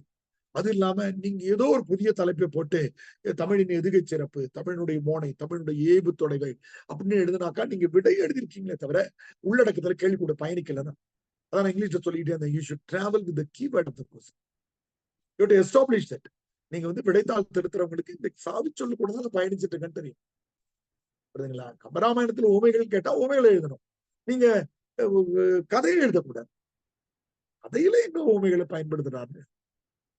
வாழால் அறுத்து சுடினும் அறுத்து வன்பால் வாழாத காதல் நோயாளன் போல மீளா துயர்தனும் வித்துவ கோட்டம்மா அப்படின்னு ஒரு பாடலை எழுதியிருக்கிறார். வாழால அறுத்து சுட்டால் கூட இறைவன் கூட தான் இருப்பான். இதே ஓமை கம்பராமாயணத்துல ஒரு இடத்துல ஐயா பயன்படுத்துறாங்க. ராவணனை நாம எப்படி நீக்கிடலாம்னா, உடம்புல ஒரு புண்ணு வருகிற போது அதை அறுத்து கெட்ட ரத்தத்தை நீக்கிட்டு வெப்பம் வச்சு சுட்டு ஆத்துற மாதிரி நம்ம ஆத்தலாம் அப்படின்னு வீடரன் சொல்லுவார் ஒரு ஓமிச்சர். ஏன் புண்ணு உடலிலே தோன்றி அறுத்து அது உதிரம் நீக்கி தீ வைக்க. அப்போ அந்த ஓமை என்ன கேட்கிறாங்களோ அதை நீங்க எழுதுங்க. எனக்கு ஐயா ரொம்ப பேர் விட சொல்லி இப்படி சொல்லுவாங்க, ராமாயணம் அப்படி எழுதிருக்கான். ராமாயணத்துல என்ன கேட்டான்னு எழுதிருக்கணும். ராமாயணத்துல ஓமை கேட்டிருந்தானா ஓமை எழுதணும். கம்பனுடைய படைப்பாற்றல் கேட்டிருந்தானா கம்பனுடைய படைப்பாற்றல் எழுதணும். அதுல பேசப்படுகிற சகோதர பாசம் நான் உள்ள எடுத்துட்டு வருவேன் பாருங்க. நீங்க சகோதர பார்த்தோம்னா ரொம்ப பேர் லீனியர் திங்கிங்ல இருக்கிறவங்க 2-3 சகோதரர்களோட நின்றுடுவாங்க. ராவணன் யாரு உபகரணம் வதைப்படுத்துற சகோதரர்கள் தேன்னாக்கா நீங்க நுணுகி அதான் சொல்றேன், நுணுகி ஆய்வு செய்ய சகோதரர்கள்லாம் எக்கச்சக்கமா யார் யாரு? ஒண்ணு ராவணன் கும்பகர்ணன், இன்னொன்னு கும்பன், அடுத்தது இன்னொன்னு ராவணன் வீடன், அடுத்து கும்பகர்ணன் வீடன். இது மட்டும் சிந்திப்பாங்க. இதை மட்டும் சிந்திச்சா சாதாரணமானவர். அப்ப என்ன ஆகுது? மறுபடியும் அங்க ராமரும் லட்சுமணன் இருக்கான். ராமர் இலக்கணம். அது மட்டுமல்ல, வாலி சுக்ரீவனை பத்தியும், ஏன்னா அங்கதான் சண்டை போற வர்றதால அதை பத்திய செய்திகள் இடம் இருக்கு. பொதுவா சகோதர பாசன் சொல்லிட்டாங்கன்னா சூழ்பனைவீங்கன்னு நீங்க சேர்த்துக்கீங்க. மூக்கறுக்கப்பட்ட கதை இருக்கு. இதுதான் நான் லீனியர் திங்கிங் சொல்லு. ஒரு மரபுக்கு உட்பட்டு நீங்க சிந்திக்க ஆரம்பிச்சீங்கன்னா வெளியில வர முடியாது. குடும்ப விளக்கில் தாய்மையை பற்றி எழுதுகனாக்கா அந்த மெயின் கேரக்டர் மட்டும் எழுதுவாங்க. நான் 5 தாய்மார்கள் காட்டுவாங்க. தங்கம்னு இந்த 100 வயது ஆகிற அம்மா ஒரு அம்மா, அவங்களுடைய மகளாகிறது காதல் திருமணம் செஞ்சுக்கிற நகைமுத்து, தங்கத்தினுடைய மாமியார் ஒருத்தவங்க முதல் 2 காட்சியில் வருவாங்க அவங்க. அதுக்கப்புறம் இந்த தங்கத்துக்கு சம்பந்தியாக வருகிற மலர்குழல் நகைமுத்தினுடைய அம்மா, கடைசி அந்த குட்டி குழந்தை ஒண்ணு ஒரு அமிழ்தம்மை. அது தோட்டத்துல போய் விளையாடிட்டு இங்கெல்லாம் ஊத்தி விளையாட்டு அப்பாவுடைய தயிர் சோத்துல கையை வச்சு எழுதும். பாவேந்தர் எழுதுவாரு, அந்த நிலா நிறத்தயிரும் நீல நிறத்தயிரும் அப்பாவுக்கு 2மே அமிர்தம் தான் எழுதுவார் மண்ணோடு. அப்ப பாவேந்தர் எழுதுவாரு, சின்னவள் அன்னையான திறத்தினை கண்டிருந்தாள் எழுதுவார். அந்த சோறு எடுத்து கூட்டு குழந்தை அம்மாவாயிடுச்சுன்னு எழுதுவார். ஒரு வரிதான். ஆனா அம்மான்னு கேட்கும்போது 5 அம்மான்னு கண்ணுக்கு தங்கம் தான் எல்லாரும் எழுதிட்டு இருப்பான் மத்த கிழமை. நீங்க லேசா வெளியில எங்க வருவாங்க. நீங்க இப்படி தொடும்போது அதுதான் ரைட் பிரைன். அப்ப கேள்வி கூட பயணிக்கிறதும் ஆழ்ந்து படிக்கிறதும் அந்த ஆற்றல் நான் உங்களுக்கு வகுப்பிலேயே உருவாக்கிடு. உங்களால கவனிக்க வேற ஏதாவது கேள்வி இருக்காமா? அப்படின்னு தங்க சொல்லுங்கம்மா. பாடத்திட்டம் தெரியாதால அதிக கேள்விகள் இல்லை. உங்களுக்கு வேற ஏதாவது இத்தனை நாள் நடத்துறோம், இந்த மாதிரி நடத்துறோம், என்ன எழுதணும், உங்களுக்கு எல்லாம் இந்த விடைத்தாள்கள்லாம் இலவசமா தரும். விடைத்தாள்கள் 300 தாள்கள் வரையில இலவசமா தருவோம். ஒரே நேரமா கூட வாங்கி நீங்க பயன் பண்ணி. லட்சுமி காயத்ரி ஆன்லைன் பிள்ளைகள், குருராஜன், சோபனா வாட்ஸ்அப்ல பேசுறீங்களா? எதுவும் கேட்கணுமா? நிறைய பண்ணிக்கலாமா? யாராவது ஒருத்தவங்க ஹெட்செட் போடுங்க ஆன்லைன்ல. யாருமே ஆன்லைன்ல பேசல. எத்தனை நாள் ஆன்லைன்ல பழைய பசங்க பேசுவாங்க. நிறைய பண்ணிக்கலாமா? ஓகே போடுங்க சாட் பாக்ஸ்ல. சார் ரொம்ப நன்றிங்க சார். நல்லது. சோபனா எந்த ஊர் பண்ணீங்க? சார் நான் தேனி மாவட்டம் சார். நல்லது. அட்மின் நம்பர் குறிச்சிட்டீங்களாமா? Yes sir. நல்லதுமா, வாழ்த்துக்கள்மா. நன்றி. நிறைய பண்ணிக்கலாமா ஆன்லைன் பிள்ளைகள்லாம்? குருராஜன், நந்தியா, உதயநிலா எல்லாருமே இன்னைக்கு ஜாயின் பண்ணிக்கோங்க. நாளையில இருந்து வகுப்பு இருக்கும். நாளைக்கு வரும்போது கருப்பு மலர்கள் புத்தகம் வாங்கிட்டு வந்து. கருப்பு மலர்கள் புத்தகம் ஒரு 60 இருந்து 80 ரூபா இருக்கலாம். விலை ஏற்றி 120 ரூபாய் கூட போட்டிருப்பாங்க. 18th மெயின் ரோட்ல சாகித்ய அகாடமி விருது வாங்கின நம்முடைய ஐயா இருக்கிறாங்க, குழ கதிரேசன் ஐயா. அவங்ககிட்ட இந்த நூல்கள் கிடைக்கும். அவங்க விலை குறைக்க மாட்டாங்க, வேற எதுவும் இல்லை. உட்கார்ந்து நீங்க 5 ரூபா குறைக்கிறது ஐயாட்ட கஷ்டப்படணும். 500 ரூபா புத்தகத்துக்கு 10 ரூபா குறைக்கிறதுக்கு 2% குறைக்கிறமான்னு நல்ல மனுஷன். வாழ்க்கையில முன்னேறணும், கஷ்டப்பட்டு முன்னேறணும். சிறப்பு தான் பயன்படுத்தும். பாடலாம் எனக்கு மனப்பாடம். மழையே மழையே இங்கே வா, மகிழ்வை அள்ளித்தா, மழையே மழையே வா வா வா, மகிழ்வை காகித கப்பல் விட வேண்டும், கரையே அது. அந்த பாடலாம் எழுதி மத்திய அரசனுடைய பால புரஸ்காரம். நீ கொஞ்சம் விலை குறைச்சு வாங்கணும்னா டி நகருக்கு போயிட்டு பாரி நிலையம், முல்லை நிலையம் இருக்கு. அப்ப என்னுடைய பேரையோ அகாடமி பேரையோ சொன்னீங்கன்னா அவங்களுடைய பதிப்பகம் இருந்தா 10% அவங்களுடைய பதிப்பகம் இருந்தா 25-30%, வெளிப்பதிப்பகம் இருந்தா 10-5% கழிவுல உறுதியா தருவான். இந்த பாப்பாவோட எண்ணெல்லாம் நோட்டீஸ் போர்டில் போட்டிருக்கோம். புத்தகம் வாங்கிட்டு வகுப்புக்கு வாங்க. இதே மாதிரி புதிய பிள்ளைகள் பணம் கட்டாமலே அடுத்த 3 நாட்கள் எப்ப வந்தாலும் 3 நாட்கள் நீங்க இலவசமா கவனிச்சுட்டு பணம் கட்டலாம். மத்த பயிற்சி மையம் மாதிரி எடுத்தோடனே பணம் கட்டிட்டு தான் உள்ள வரணும்ன்றது கிடையாது. 3 நாட்கள்ல இருந்து 5 நாட்கள் நீங்க கவனிச்சுட்டு உங்க சந்தேகத்தெல்லாம் கேட்டுட்டு வீடியோ அக்சஸ் எப்படின்றதெல்லாம் தெரிஞ்சுக்கிட்டு அப்புறம் பணம். நன்றி, மகிழ்ச்சி, வணக்கம், வாழ்த்து. நன்றிங்க சார். நன்றி. இந்த சிறப்பு அழைப்பாளராக இடம்பெற்றிருந்த ஐயா குடியாத்தம் கூட ஐயாவுக்கு நம்ம கைத்தட்டலோட ஒரு பெரிய ஆளுமை வகுப்பு முழுசு உட்கார்ந்தார். நம்ம எழுந்து போயிடுவாரு.